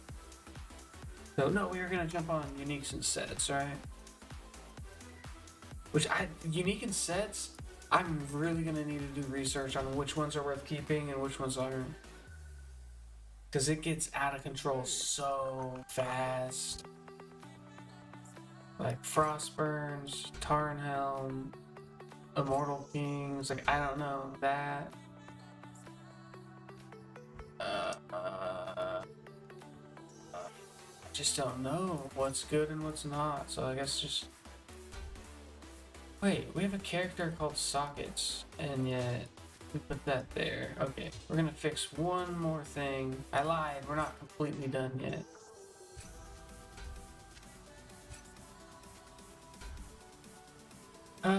What else was there? This one... It's good to go. And then there's like random rares chilling. Good day. The chances are so garbage, we shouldn't even keep them, but whatever. Oops. Wait, so we definitely have two of these. We just need to get rid of... They're literally identical. One's 1% different, but it doesn't result in any higher defense. So fuck it. Just sell it then. Not on this character. We'll leave it in the shared stash. Magic Bind.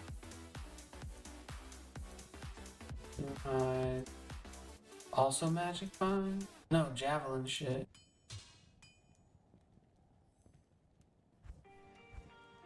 Good day. Okay, back to Sockets. Take the Crystal Sword onto Sockets. Good day.